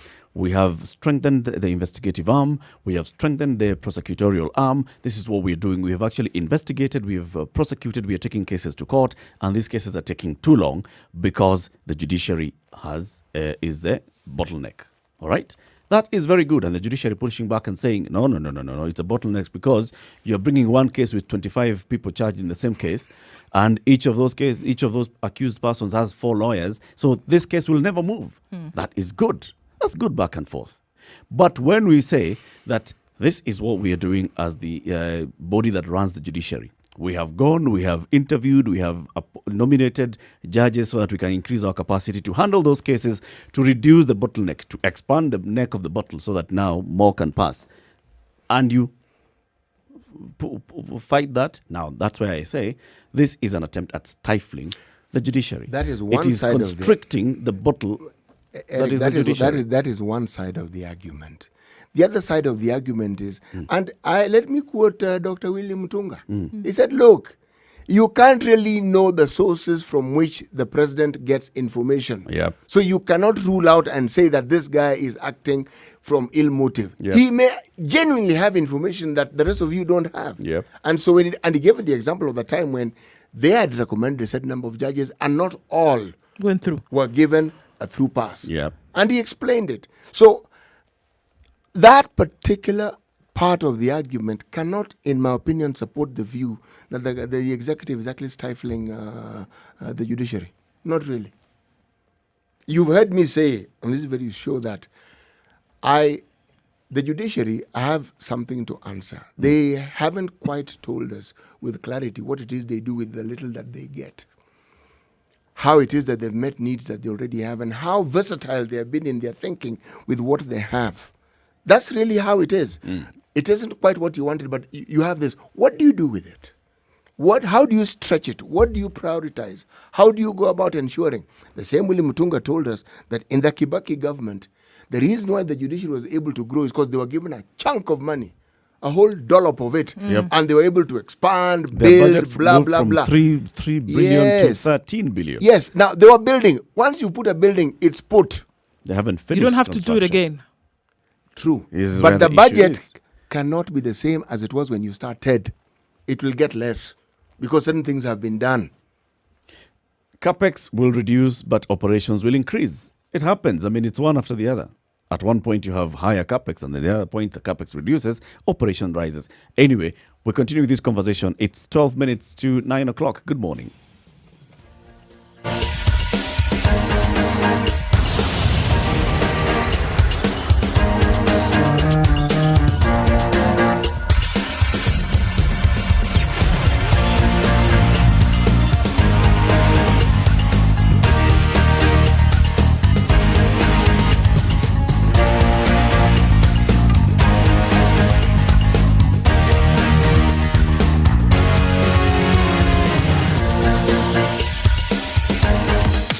Welcome to Spice FM, the best exclusive radio station bringing you the best mix of the best music ever.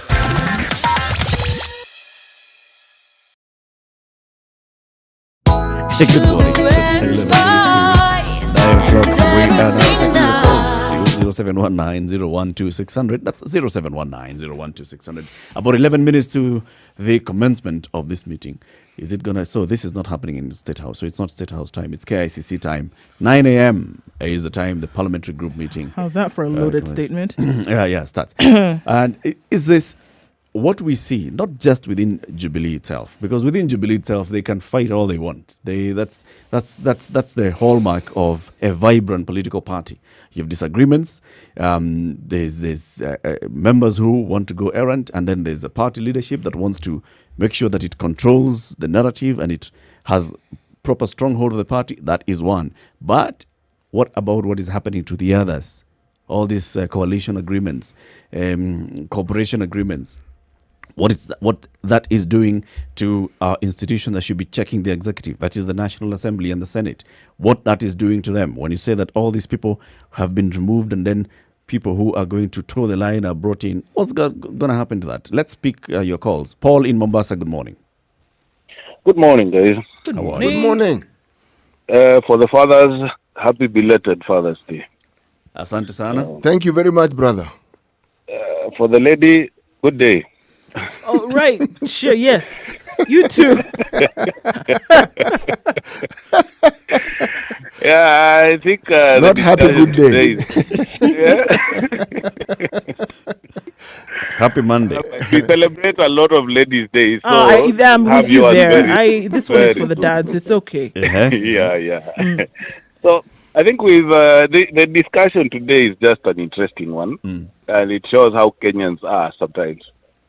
I've been listening to how people are crying left and center, the way things are not working for them, the way somebody is becoming a dictator, and it feels nice.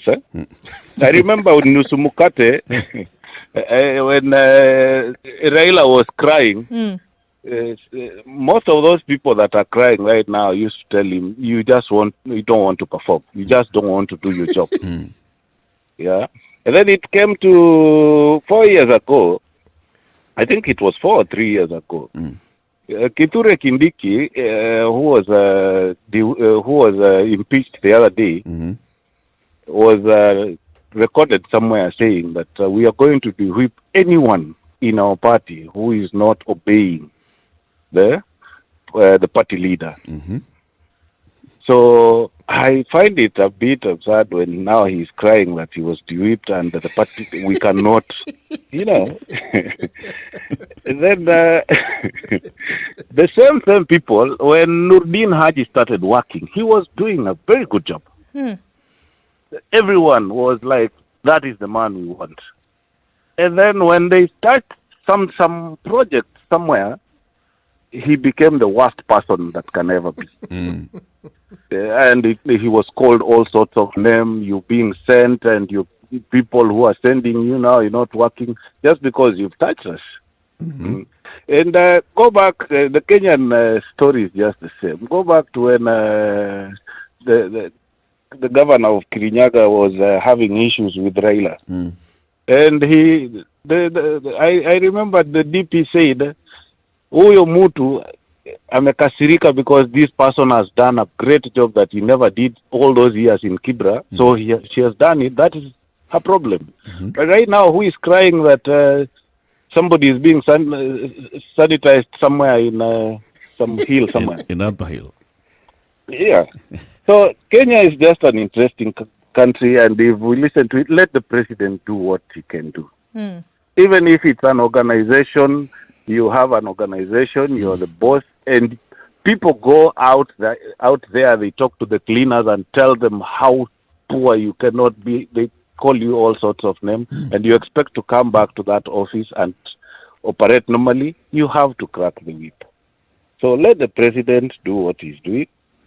And I remember Orengo told them one time, and it was an interesting one. It was like a prophecy. This government is going to bite you more than it will bite me. And they are just seeing that. So they were not listening that time because I think they were eating and some people were watching. Well, they never thought it would get to this. Paul, it sounds like you're sitting somewhere. You're a spectator. You're just watching the ball being kicked from left to right, and you have you've got no cock in this fight, basically. No, this is so sweet. This is so sweet. You know, I'm just watching the cocktail of the Kenyan politics and the Kenyan people, and it's so interesting. However, when you hear about this. However, do you see it having any impact on you? No. Anything that's happening now? No, you know, this thing started so easy and simple when Moi was being kicked out of office and people started calling him names. All Kenyans and other great minds of this country thought that because he had done all that bad, it was right for him to be called names. Yet he was the head of state. Yeah. And then now when Kibaki came in, those people who had called Moi and nothing happened to them, they thought now, this is a good thing. If you call people names, you get a lot of cheers in the crowd.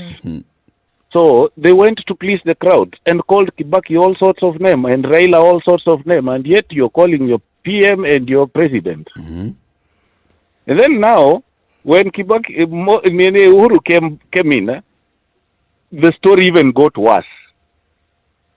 So this is nice because Kenyans are learning. Those ones who are getting to the office, what will happen? They will start knowing that this name calling is not good because it will affect me the next time. So let it happen. Let it happen. Let it unfold. You know, mtoto akililia wembe pea. It's nice. Thank you very much, Paul. Have a good day in Mombasa. Thank you. Let these guys enjoy it. Today I hope they are having a sweet time. Asante sana. 0719-012-600. That's 0719-012-600. Are we looking at this thing just in isolation as, you know, it's a Jubilee cockfight? Sit out there, just watch, decide either to take one side and bet on it or decide to, whichever cock wins is fine. The question I'm just here to watch blood. The question I would ask Eric is, what is the president's goal and objective, long-term game? Because this is politics we're talking about. You would ask the question, is the president allowing, because clearly he's allowing what we're seeing to happen, and he's even promoting part of it. What is he hoping to achieve by this? Is he trying to create even a greater division in his own party? Is he seeking to show his prospective partners that there is space for them? What is he doing? Because What is clear is that the party is being shaken up. Yep. It's not shaking on its own, it's being shaken up. Yep. Deliberately. Now, it's being shaken up. Of course, there are those who are saying they can see Raila's hand in it. It's one of those situations where Raila's hand is everywhere. that's really the point. It's omnipresent. It's an omnipresent hand, this one of Raila, isn't yes, it? Yes. It's just like some people, so long as it is dark, every bush that is before them moves, as far as they're concerned. So there are those who will lean in that direction. But the truth of the matter is, if we look at the political issues that surround or bedevils Jubilee, then it might be easier to understand what the president is actually trying to achieve, because it's not just blind movement. It can't just be blind. Nope. No, this is not just walking in the dark and hoping that you poke something and hit on something. course It's not. clear that You've it is woken up and deliberate. you've decided, by the way, I'm just going to do this morning. Oh, it's Friday. Let me just call these folks to round them up on Monday morning. Or the other meeting was episode nothing 1, else to insult do. 1. Now Right. this one is Let me insult them insult properly. 2. No, Moses Kuria's interpretation of this is dictatorship express. that interpretation. is a very simplistic description of what is going on. No, he's actually explained it like in very great detail. Yes, and I'm Given saying like 4 detail different doesn't make it aspects. less simplistic. The simple details. Yes. John in Nyandaro, as we take the last call for this show. John, good morning. Yes, morning. How are you guys? Fine, thank you. Today's debate is very interesting, and I would like to support cities in that this is purely a Jubilee issue. And I would not agree with Kuria. The way he put his... John? All right, so we lost John there. I don't know what happened to John. He basically says, I don't agree with Kuria the way he's putting it, and he agrees. This is a purely Jubilee issue. But it is a Jubilee issue. Purely? It is purely a Jubilee issue. I think the problem here, I think the issue lies again with the fact that the the party ruling leader party. happens to be the president. And And this then is the by ruling virtue party. of the happenings that are going on within the party, then there is the, likelihood to extrapolate that to the rest of the country. By virtue of the fact that the party leader is the president, there are those minds who would want to say that if this is happening in the party where the president is the leader, It will infect then us. it will infect the rest of the country How? where the president is the leader of the country. It is touching And let them surfaces. tell We are you. touching the same surface. It's coughing in our face. We are catching COVID just because Jubilee has gotten COVID.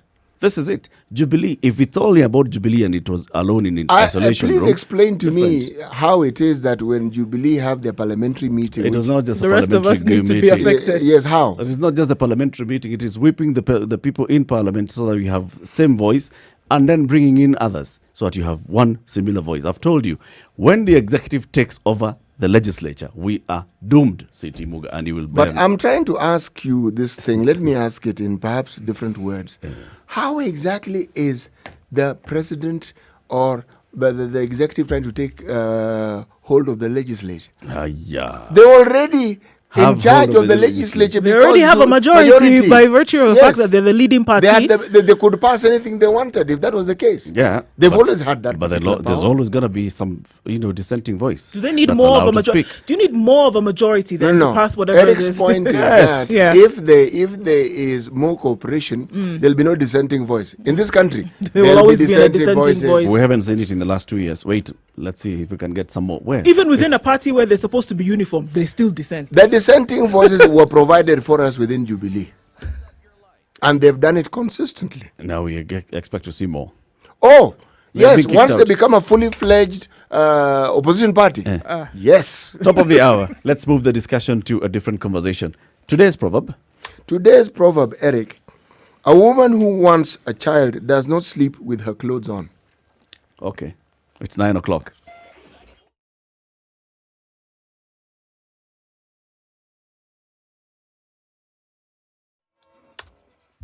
Right, things are moving quite slowly on Gong Road this morning. It'll take a minute to get into the city centre.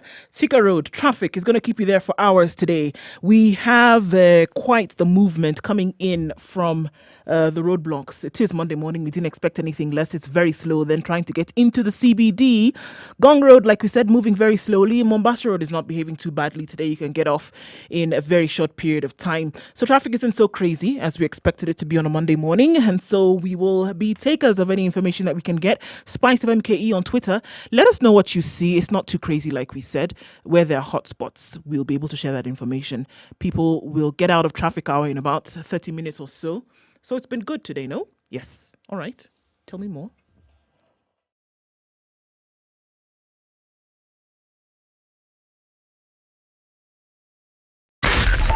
.4 Spice FM, Nairobi. Traffic.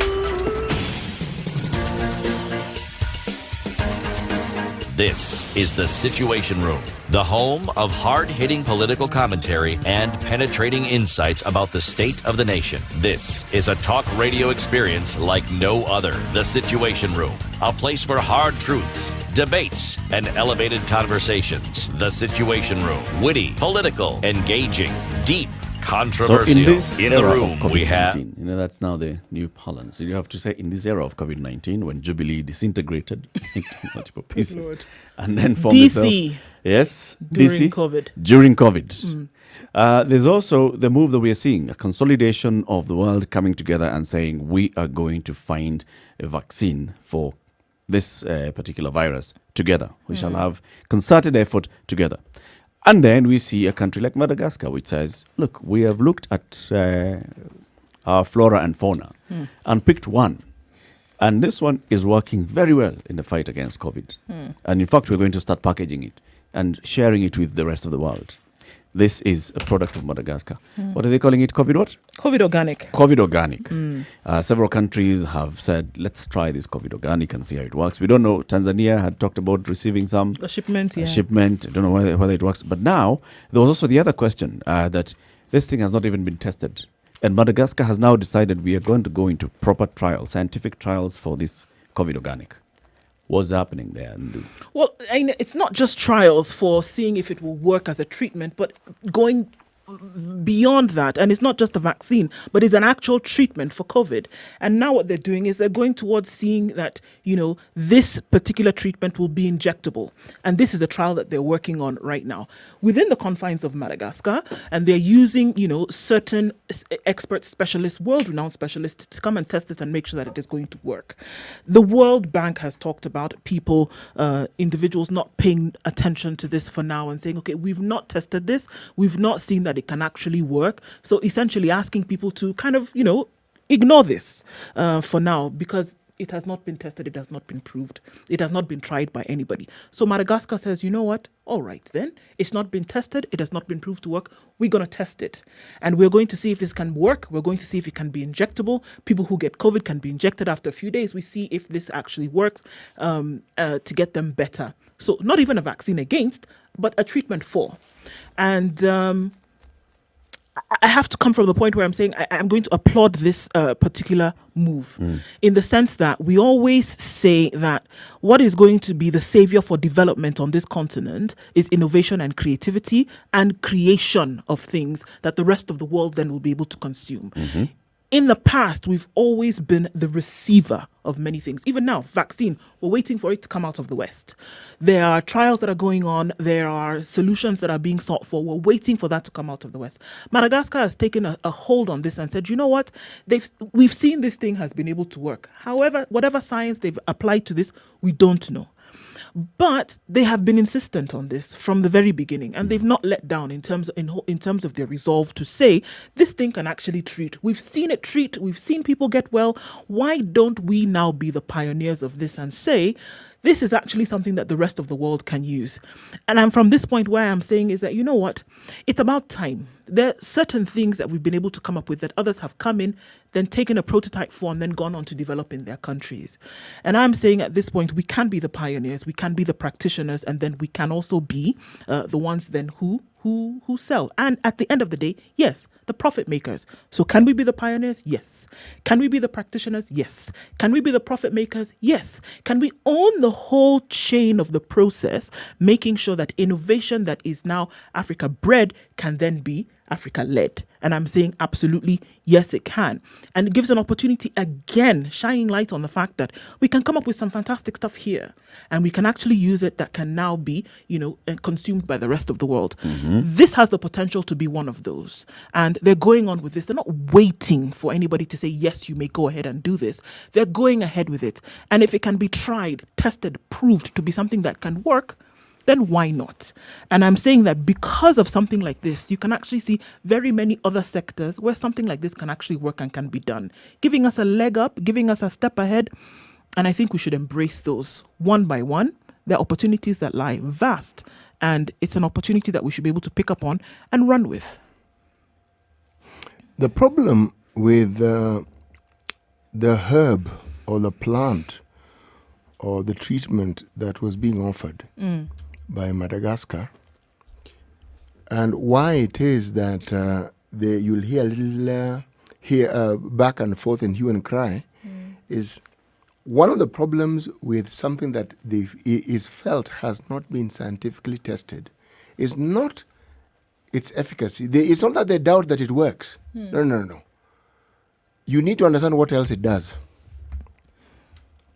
Beyond working, what else can it do?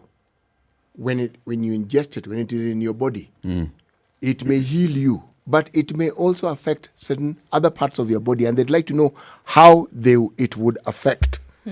That's why these rigorous testings, before, as they say, in America it's the FDA, before they can actually approve it for human consumption. Yes. That's why they have to go through those tests. That's why we go through all those tests. Just to understand, fine, we can see it works, but what else does it do? This particular testing by Madagascar is actually now going into the scientific route, scientific realm. It's going through all the processes. They have registered it. The clinical trial protocol has been registered with the Pan-African Clinical Trials Registry.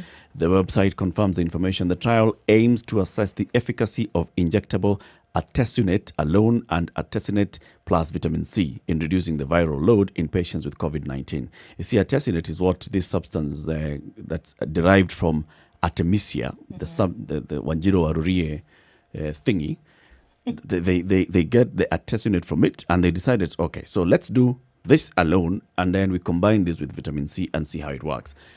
There's absolutely no difference, from a layman's perspective, no difference between what they're doing here and what the guys in the UK were doing with their kind of trials that they came up with. And they said they declared some victory in this drug, dexamethasone, which says it's the first life-saving drug for COVID-19. It's reducing the actual percentage or likelihood of somebody who is in COVID-infected, in critical care going. It reduced the deaths. It reduces the person, the chance of that person dying. And it's not a small, insignificant reduction. Yep. It was a noticeable reduction. Yes. Now, what could be argued here is that this dexamethasone and the rest are actually already drugs that have gone through everything else. Trials, they have been approved as drug for this and the other. For some other condition. Right. For something else. Our particular COVID organic has not been used for other things, but the substance being talked about is a substance that's known and approved as a substance to be used in some sort of medication. Right. So this is still, again, coming back. And they're saying we are even collaborating with WHO scientists in conducting these trials. These trials are scientific. We have identified the area that we are going to. This is the module that we are using. You're talking about this. KEMRI has very many centers. Now, one of the centers it has is actually a center for traditional medical medicine research. Traditional medicines. This would fall under traditional medicines. And part of the reason is because big pharma are not behind it. Okay? So when you're talking about capacity, I'm simply saying that Kenya, through KEMRI, has also had that capacity. Now, what, again, is often the bottleneck, if I may use your term, Eric, is support. This is the thing, and here we see with the Malagasy. Can I just twist it around? Please twist it. It's not it. issue of support really, but the issue of stifling.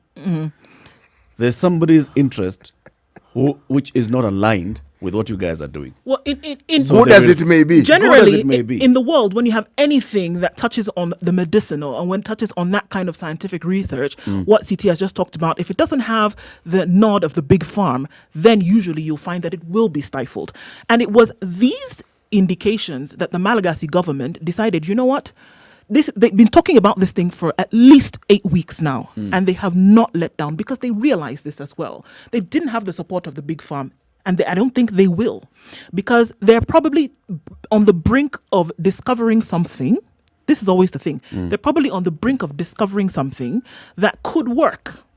And they're not letting down on it. The problem for many has been that they get to that point whereby they could discover something that could essentially work. And we have heard stories many times where they've either been, number one, bought out by the big farm, and that whole project has been silenced because money has spoken, because they realize that they would not benefit from that, or it has just been discounted on a global scale and said, oh, come on, this has not been tested, so forget about it. Taking all of these things into consideration, Malagasy government has said, we are going forward with this thing. They've gone as far, as you've said, to get their approval in terms of direction for testing from the World Health Organization. Initially, what did the World Health Organization say? Disregard this because we have not tested it and we have not actually come up with protocol for testing or for any kind of trials.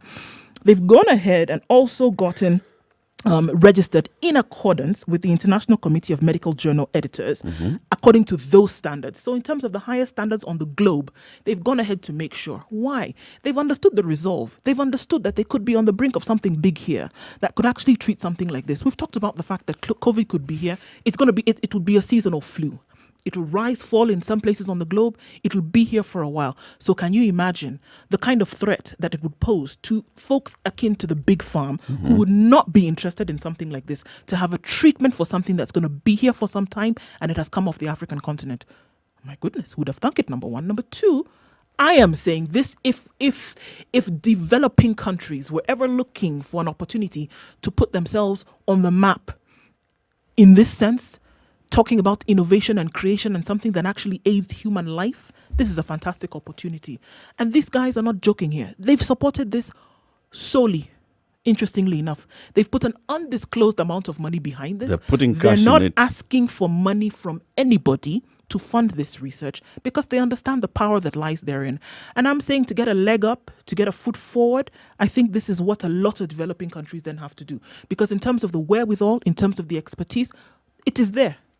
And I think more and more need to do things like this.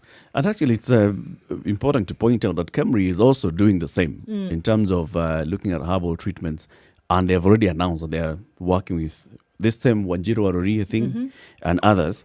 KEMRI is already working with them. There's a story here on VOA. They said that they are working on a traditional herbal medicine known as Zedupex. KEMRI is already going into that research facility, testing the efficacy of this in dealing with COVID-19, plus the others. They've already said that they're doing this. But you will not hear these stories because, who's set to benefit? Also, you'll question who's funding this, who's set to benefit from this. When you see a government like Madagascar saying, this is what we have, supporting it, going all out, saying, all right, so what do you need? You need us to prove it scientifically. Let's do it. Let's do it. World standards. Let's go ahead.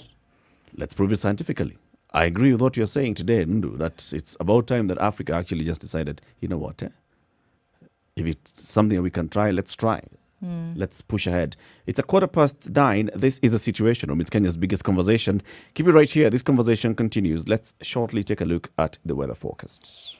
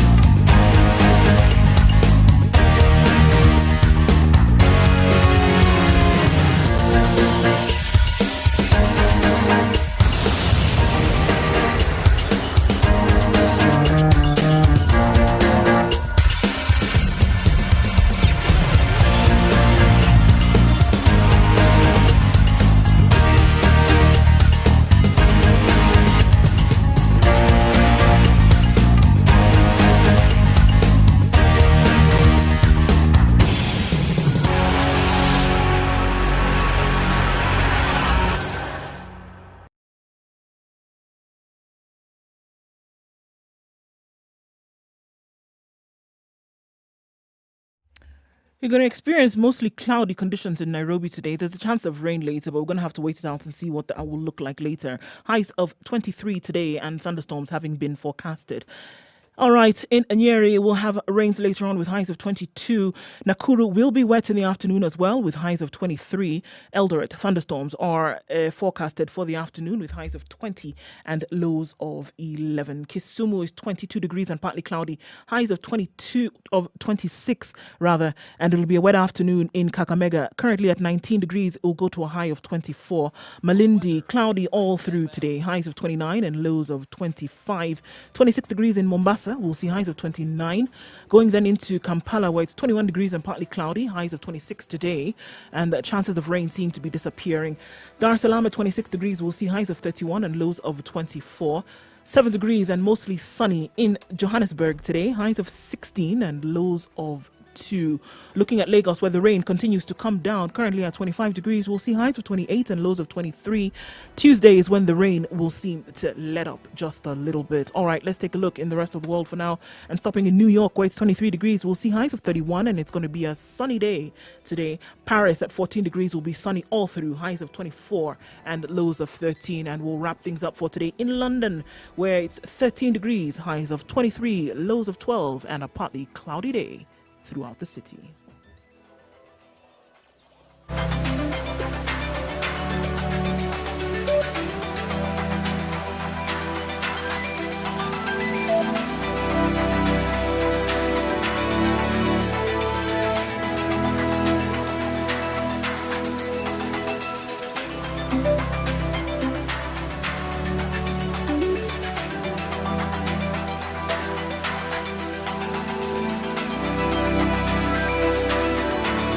Afternoon.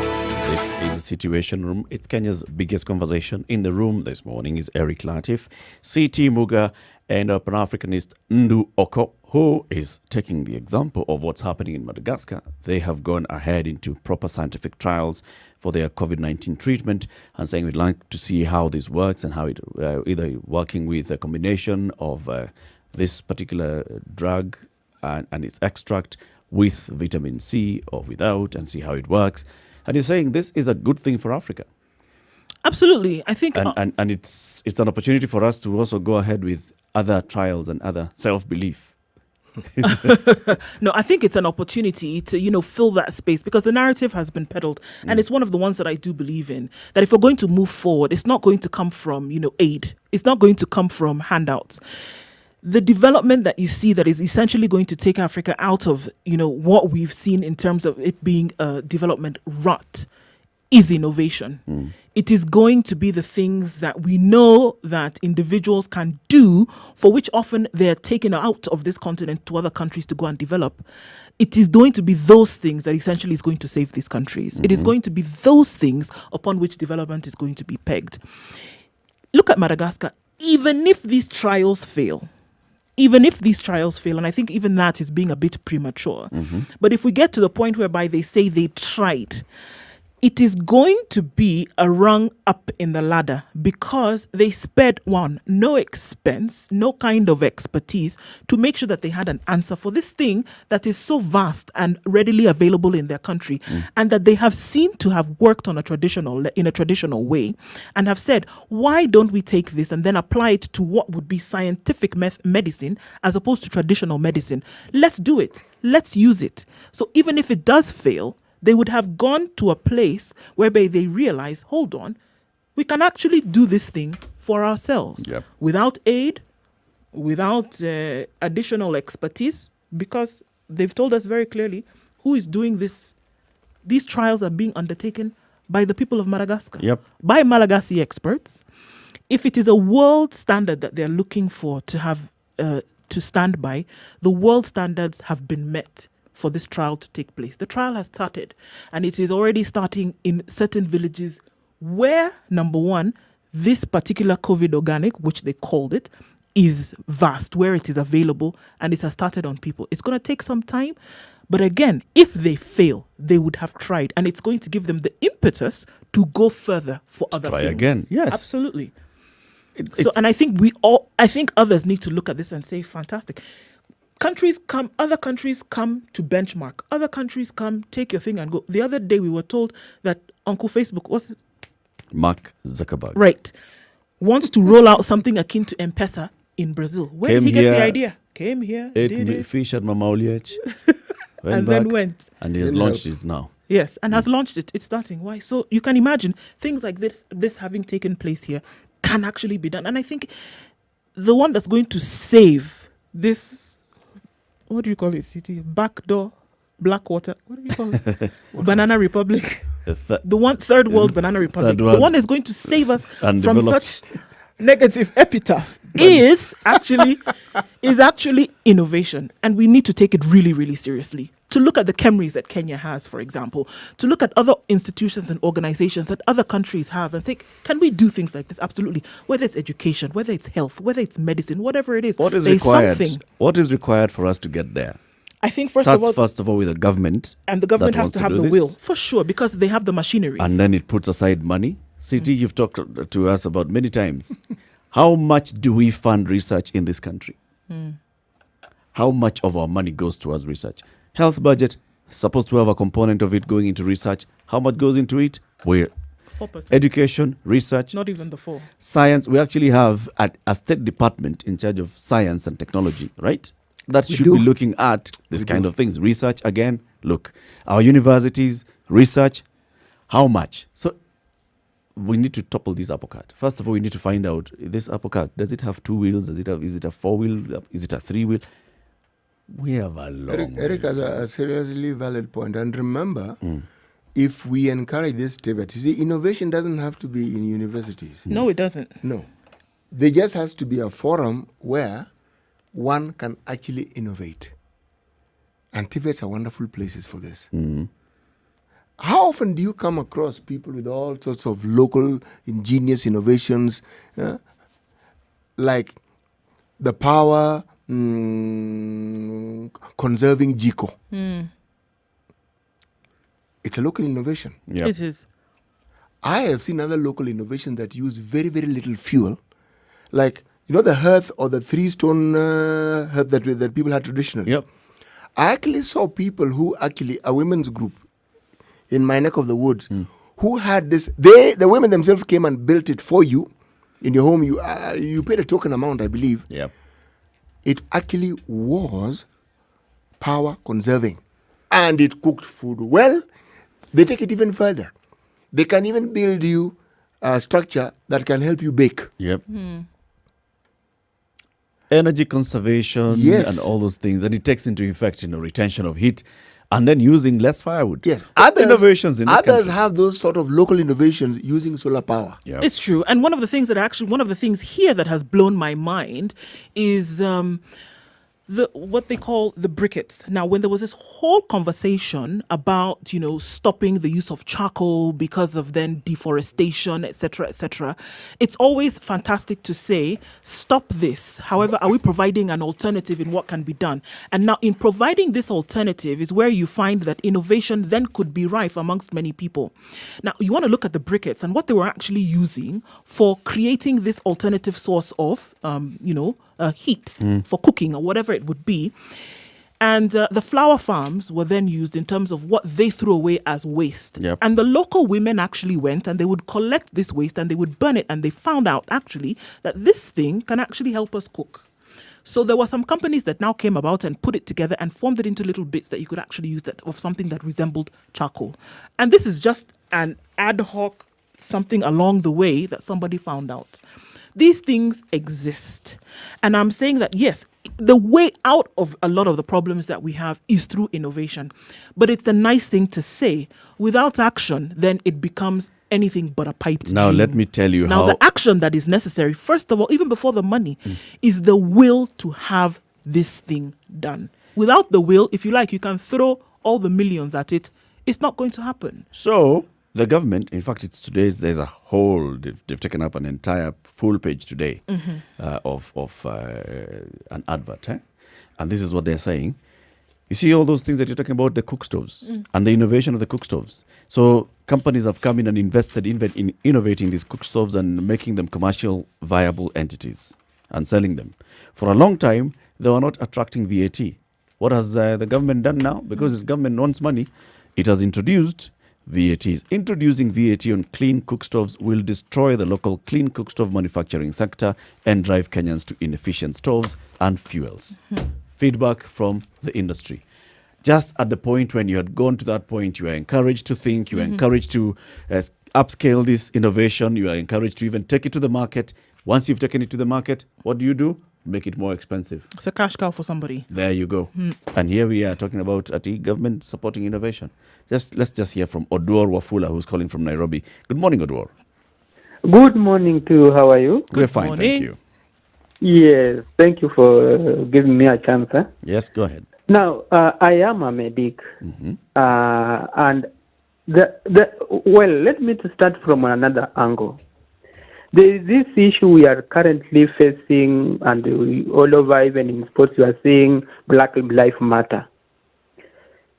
The issue of racism is even featuring in other things like innovations. On international level, Africa cannot succeed because there are people who believe it's only them who can innovate. We have now this drug, like we are talking about Madagascar. I'm telling you that thing is going to die. You know why? Of course, we are saying Madagascar, it's their doctors who are carrying out. But one thing you need to understand is that tests are done using some reagents, using some equipment, there are so many things, and that is if you are doing it on a scientific level to meet international standards. Where do these reagents come from? Where do these equipments come from? You must be supplied by the recognized international organization, group or something like that, for them to ascertain that you have used this and you have gained the results. What is going to happen, and what normally happens and our innovations fail, is that some of these reagents, you never know, they come contaminated. Now, I say, okay, you are there in spice, you have said you have something, so I'm giving you this, which is at internationally recognized, to use it. You yourself use it to come up with results. Now, are you contaminated, knowing that your results will be false? Doctor, are you telling us to give up even before we start? But that is what happens. Look at M-Pesa. No. My question is, are you telling us to give up before we actually start? Because nothing has ever come from Africa and be acknowledged by the whole world, even M-Pesa. If M-Pesa had been started by other people outside Africa, what would have been done today? Other companies outside, even Sugar Burger, will have come in Kenya to invest in M-Pesa. But what has he done? To go and recreate his own M-Pesa. He's not investing to build Africa. What has been started? In the end run, M-Pesa will die because the Sugar Burger will now, after 10 or 20 years, it is a Sugar Burger that will be getting money through Zuckerberg. Zuckerberg. Whichever. I think you get my point anyway. I get your I get your point, Oduor Wafula. Asante sana for your call. Okay. Have a good day. Good day. He's being very, very deliberate in calling him that. 9:30. This is a situation room. It's Kenya's biggest conversation. Let's take a look at traffic. The conversation continues. 0719 012 600.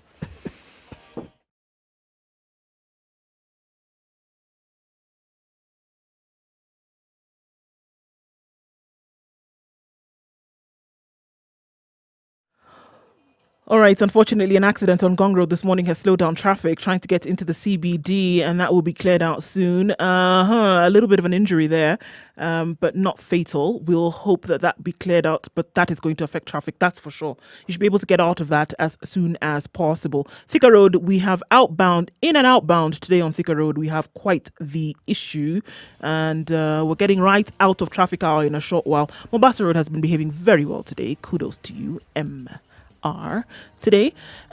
So it looks like we're out of it, and we'll probably not see much more in terms of buildup of traffic until later. In the CBD, though, however, things will be slowed down because the president has already arrived at KICC, and we know that traffic will have been affected there. Coming out, it'll also be an issue in a short time, so be prepared for that and use an alternate route if you can. Spice FM KE, that's how you can get in touch with us.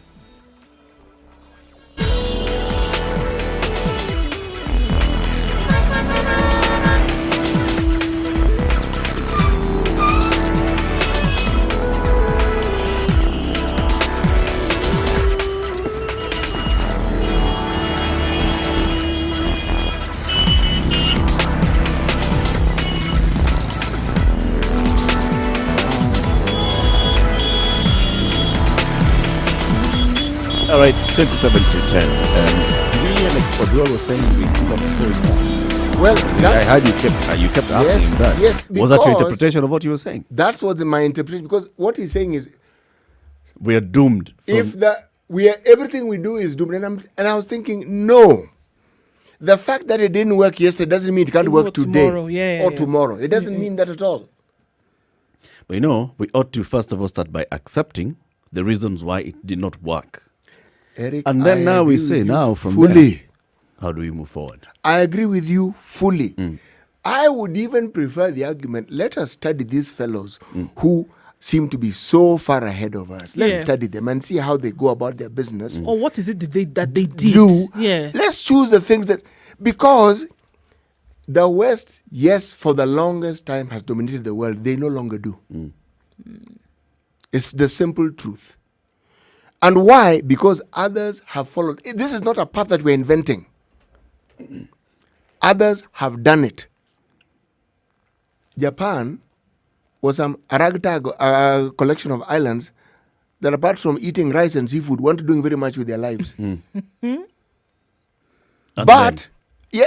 then you have to have a people who believe in themselves. Yeah. The Japanese are proud people. Oh, yes. Very proud people. Now, with that belief comes this thing that there's actually, if somebody else can do it, I mean, why can't I do it? It's very interesting that you say that and talk about the Japanese, because one thing they did in terms of being deliberate, they had that issue where they suffered for some time. They did. And then they realized, hold on, the rest of the world is doing something that's very interesting. Yeah. Now we want you to go, this thing you're talking about studying, where you go, study it, bring it back. The camera, did you know the camera, the one that used to take pictures, is part of the Japanese national dress.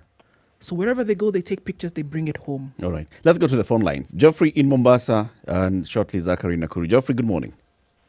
Good morning, buddies. How are you? Salama kabisa. You well? Yes. I appreciate this conversation that is going on. Right. Well, we have a problem as Africans. What's our problem?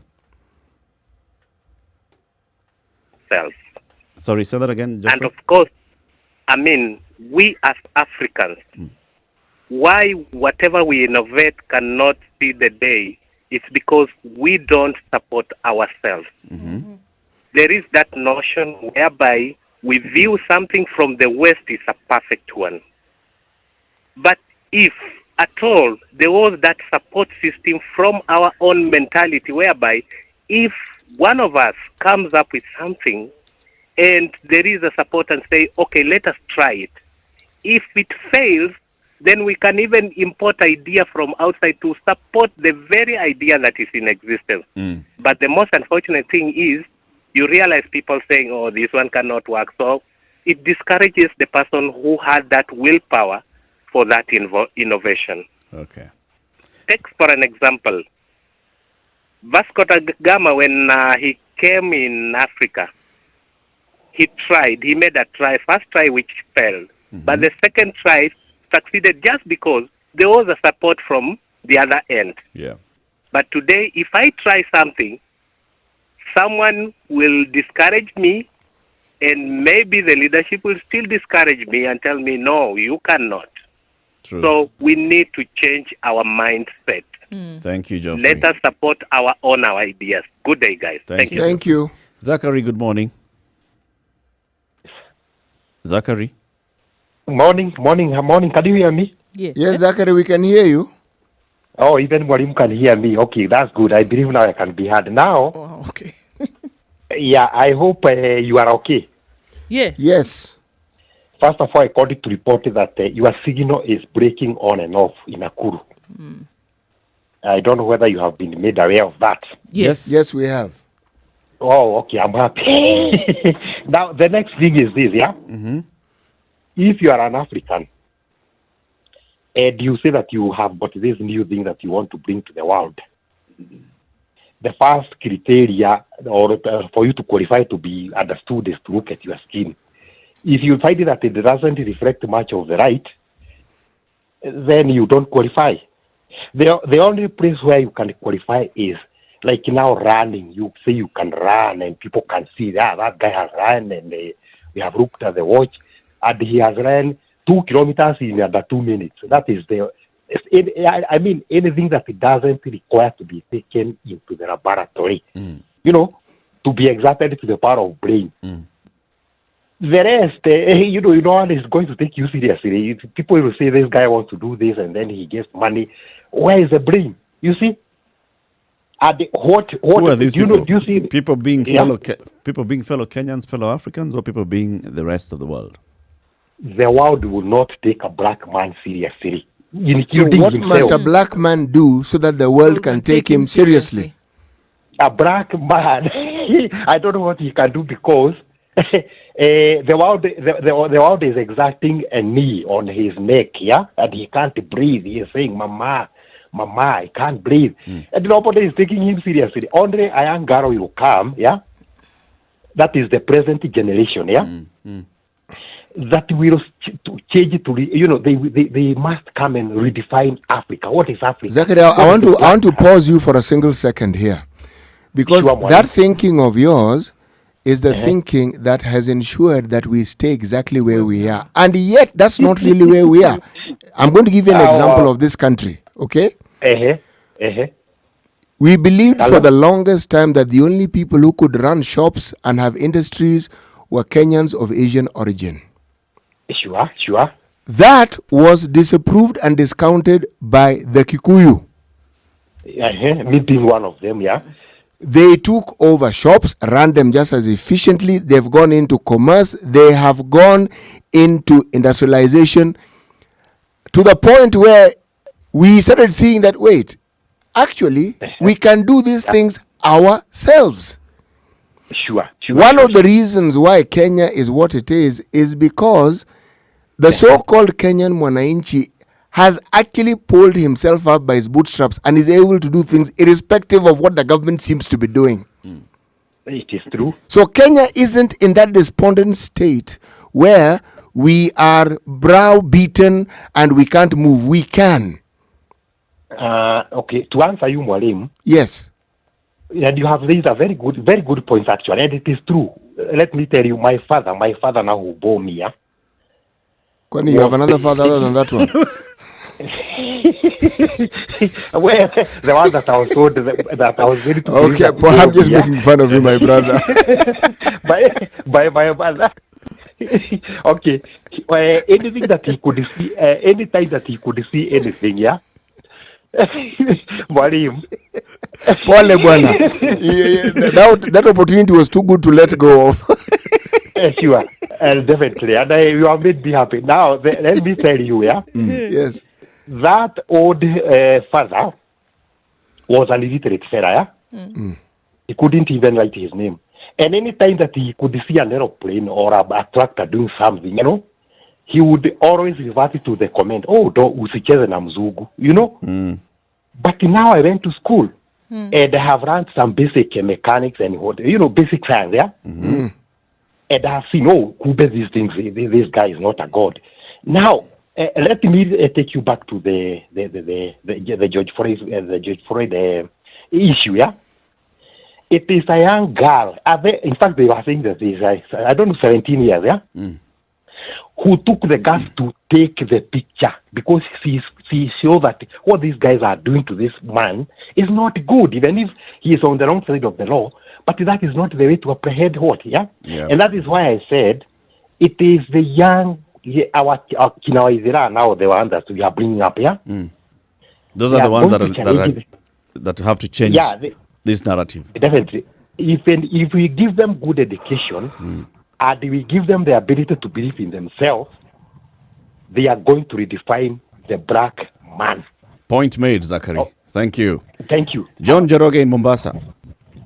Good morning, Westman and lady. Good morning. Good morning.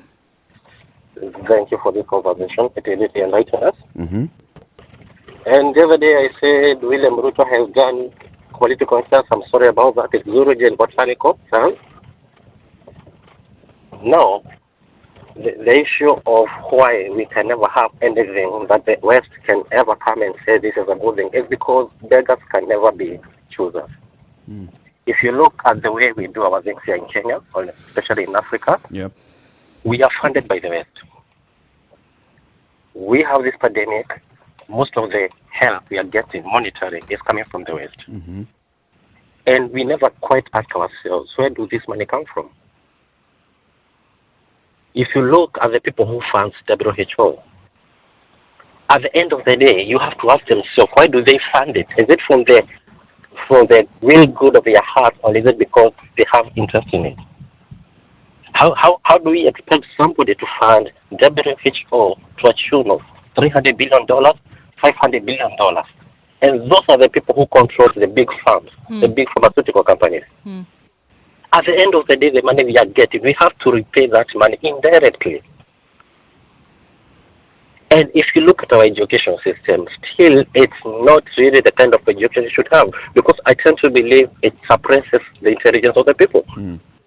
We still have this slavery mentality, because anything that comes from the West, it's a good thing. How do we change this, John? I believe it's from the education system. We have to start, like the way we say charity begins at home. We have to start from down there to our children. We have to make them realize that they have dignity, and they are people irrespective of their skin that they are born with. And these people are the people who left us with these tribal outfits that we see nowadays. They divided us, and they were able to divide us and rule us. So now, must we accept to continue in that being manner? divided? The issue is not that whether we can accept or not, because these people and the leaders that we elect are taken hostage, either directly or indirectly, and appointed hard. Look at our Tanzania counterparts here. That they have done something which I don't think many presidents can do. Irrespective of where you stand, you have to look at the things that really gonna work for your own people.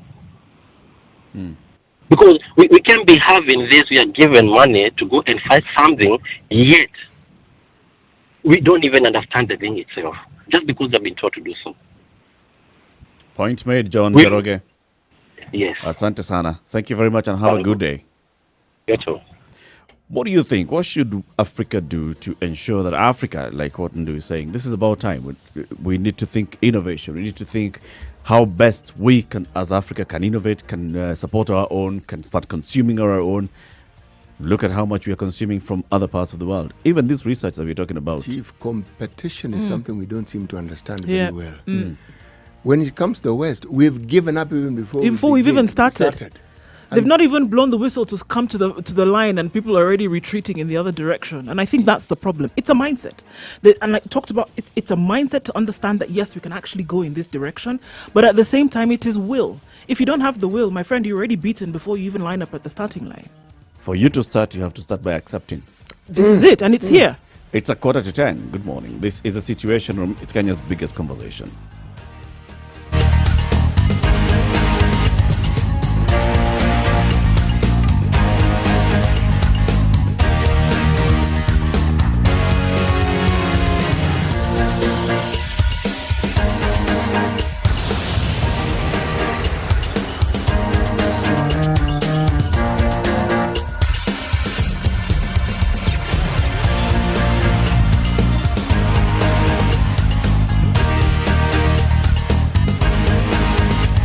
When you listen to some of the callers that are calling in this morning, because you asked that question, are you feeling like it's starting from a point of despair? I see it differently, though. How do you see it, Eric? I see it from people the people that I'm hearing speak, they're saying, look, this is where we are. First of all, let's appreciate where we are and what has led us to get to be where we are. And when it's, for example, talking about, we want to innovate, but who we still depend on the external sources to come and fund us. We've got to, first of all, start by saying, no. We cannot always be told what to do. We cannot be saying Kemri cannot operate out of our own budget. Kemri can only operate out of funding from Western donors. Because when they fund us, we've got to question, so why are they funding us? And what kind of control do they have? Eric, those funds that they give us, they're taxpayers' money. Yes. But they allocate a very huge chunk of that money of theirs for research. Yep. And for innovation. And also endowments. People who make money, many of them determine that this wealth of theirs at a certain point in their lives when they pass away, some even when they're alive, they give it to an institution. Yep. They grow this. Now, if you look, for instance, at our own innovations, look at the local banks that we have, and some of the things that they have done. The example that comes to my mind is this Wings to Fly. Other banks have also started emulating it and having similar programs. This is the way you start. Safaricom started it. Other banks have followed. Now, why am I saying this? I'm saying this because if you look at if you look at a bank like, say, Equity, that thing was homegrown. You cannot get more homegrown than that one there. Right now, it's actually not. We think we own it. We actually don't. It's owned by a British consortium. But that bank was successful enough to attract an external investor who was willing to come and say, let's partner with you. Now, how many examples do we need to know that we can actually start something that people can actually take an interest in so they can come in? With what you actually have. Look across, and I talked about this thing across sector. If you want to look at tourism, for example, I can give you an example of a country like the United States. When they talk about their tourism, do you know that the people who support tourism in the US are Americans? All this I want to go to America story, it's but a dent in how much comes in to their country.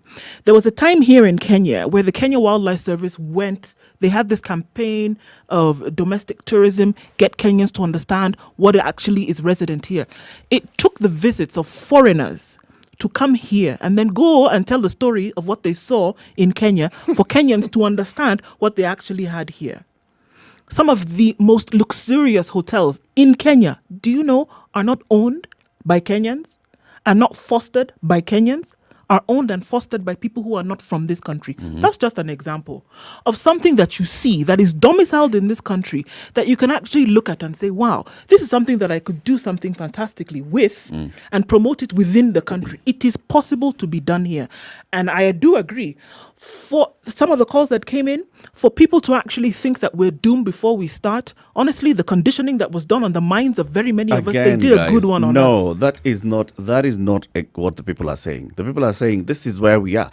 As for us to be where we are, it's because of somebody else trying to dangle these carrots, and we must unshackle ourselves. That is the message that I'm hearing people saying. No, I didn't hear it. That is the message that people are saying. They were when saying somebody we said, we start from our school. Look, I didn't hear them talking about moving from where we are starting. They're saying, let's look at it from our education system. Baba Waidera told us here, this young generation, if we teach them well, they're going to take us far.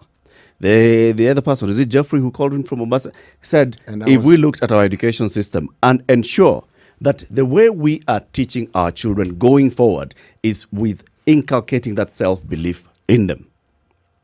Right?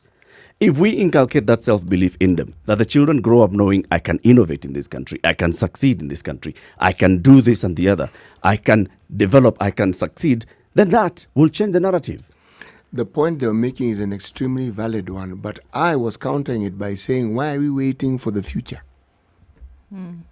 The future can happen, yes, but what I have seen working well, even better than just education, the power of example. When people see things which are being done, that realization of its possibility is enhanced even further. Yep. Yeah.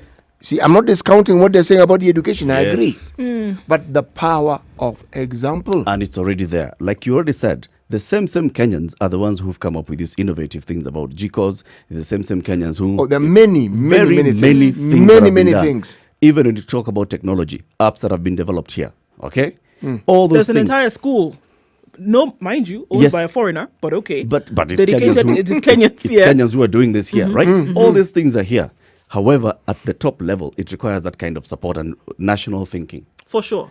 Right? I do and think... that national thinking is where we are now challenging the government. The government should stop being held hostage and captive by other foreign donors. For or sure. by external I do forces, think... I do and agree. by saying that our research should be self-funded. I do Start believe... from there. I do believe and I do agree that governments across board, not just Kenya, but really if we want to look at the continent, have absconded their duty when it comes to producing or maintaining a conducive environment for certain things to happen, whether it is development, whether it's business, whatever it is. I think on a large scale, that duty has been absconded.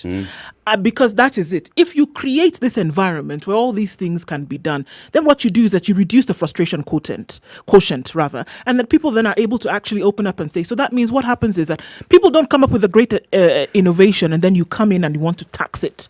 People don't come in with something and say, okay, well, we need to learn about this, and then you don't have a proper working system, that you don't encourage things like TVETs or say that, we want to work on coding. Why don't we provide an environment? Why don't we took and tweak our education system just a little bit so that we're focusing on kind of like a technological attachment that is necessary for you once you finish a 2-year diploma, something like that. Yep. If we're not creating that environment, and that's what we're saying, that is the thing that is going to save us. That is the thing that is going to raise us just a little bit and raise that profile. And the ordinary and if we're Kenyan not ready is to doing do it despite of the government. Understood. Now the challenge is Understood. that the But taking government take it to the point where it is noticeable and actually doing something and providing to the whole charter is where the government comes in. That's it. That is where the government comes in. The ordinary Kenyan is the one who's doing PPEs, and the government is the one that's shocked that an ordinary Kenyan can actually do a mask.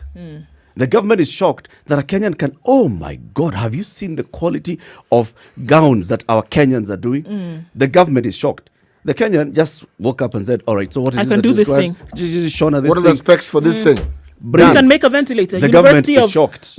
Kenyatta University the other day said ventilator. A ventilator, we can do this thing. That. We know we can now, do it. there's this whole story about how Apple and Google coming up with a platform where a phone can tell whether you have COVID-19 just by coming into near field contact with another one.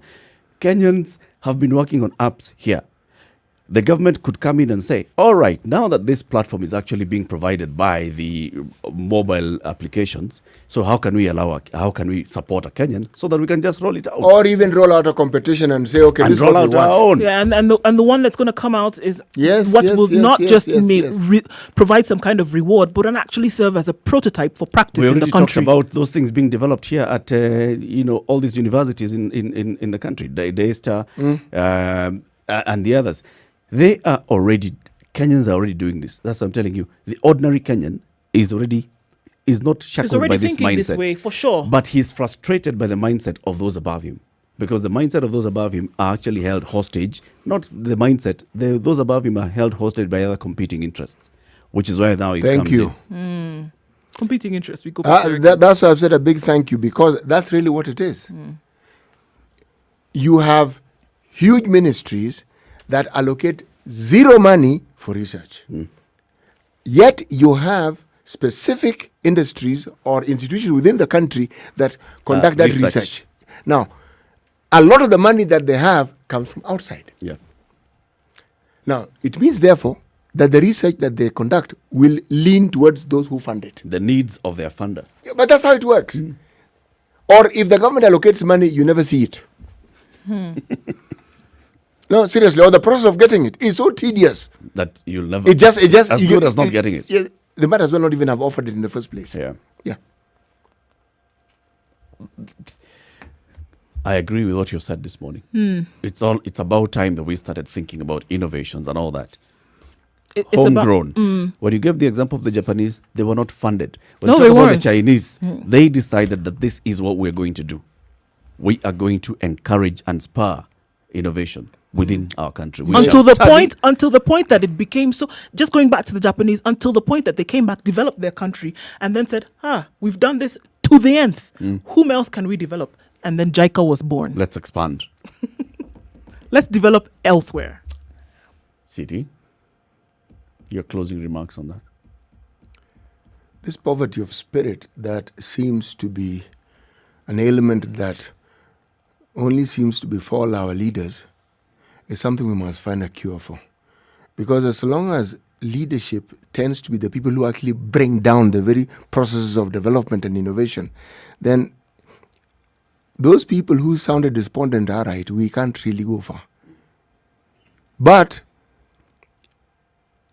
if leadership can actually understand that their entire leadership and the things that they pursue can be better even guaranteed by developing their own country, if only they would understand this. You grow your country, you also grow. Your country becomes wealthy, so do you. Indeed. Let's end with today's proverb. A woman who wants a child does not sleep with her clothes on. It's an African proverb. There you go. Where does it come from? Africa. Context now. It's very simple. You know what it is you want. You know what the goal is. Take the right steps to ensure that you achieve the goal. Be prepared. Yes. But don't talk about developing and moving forward when there's no money absolutely allocated for development. Or if it's allocated, it just never reaches any development project. And then you come on and say, we are going to develop. We'll become a middle income and there are people who are hindering our development, and there's no development that can actually qualify as the thing that you state it is. Yes. Mtaka cha mvunguni, sharti ainame. Ukitaka kuoga. Yes. Actually, it's not possible unless you have water. Na uvue. Lazima uvue nguo. Ndio uoge. I mean, you can try and have a bath with your clothes on here, but that's not going to work very well. That's not it. That's not it. All right. So our final remark for this, as you say goodbye, Ndu. Yeah, well, we need to start thinking differently. Things need to change in the mind before they can change in the hand, as it said. Asante sana for tuning into the Situation Room today. Join us again tomorrow, 6 a.m. to 10 a.m. Eric Latif, C.T. Muga, and Ndu Okol. Now until 3 o'clock, uninterrupted music, sugar and spice and everything nice. And then Monique will be here from 3 to 7, and adults in the room from 7 to 10. See you again tomorrow. Have a lovely day. Good morning.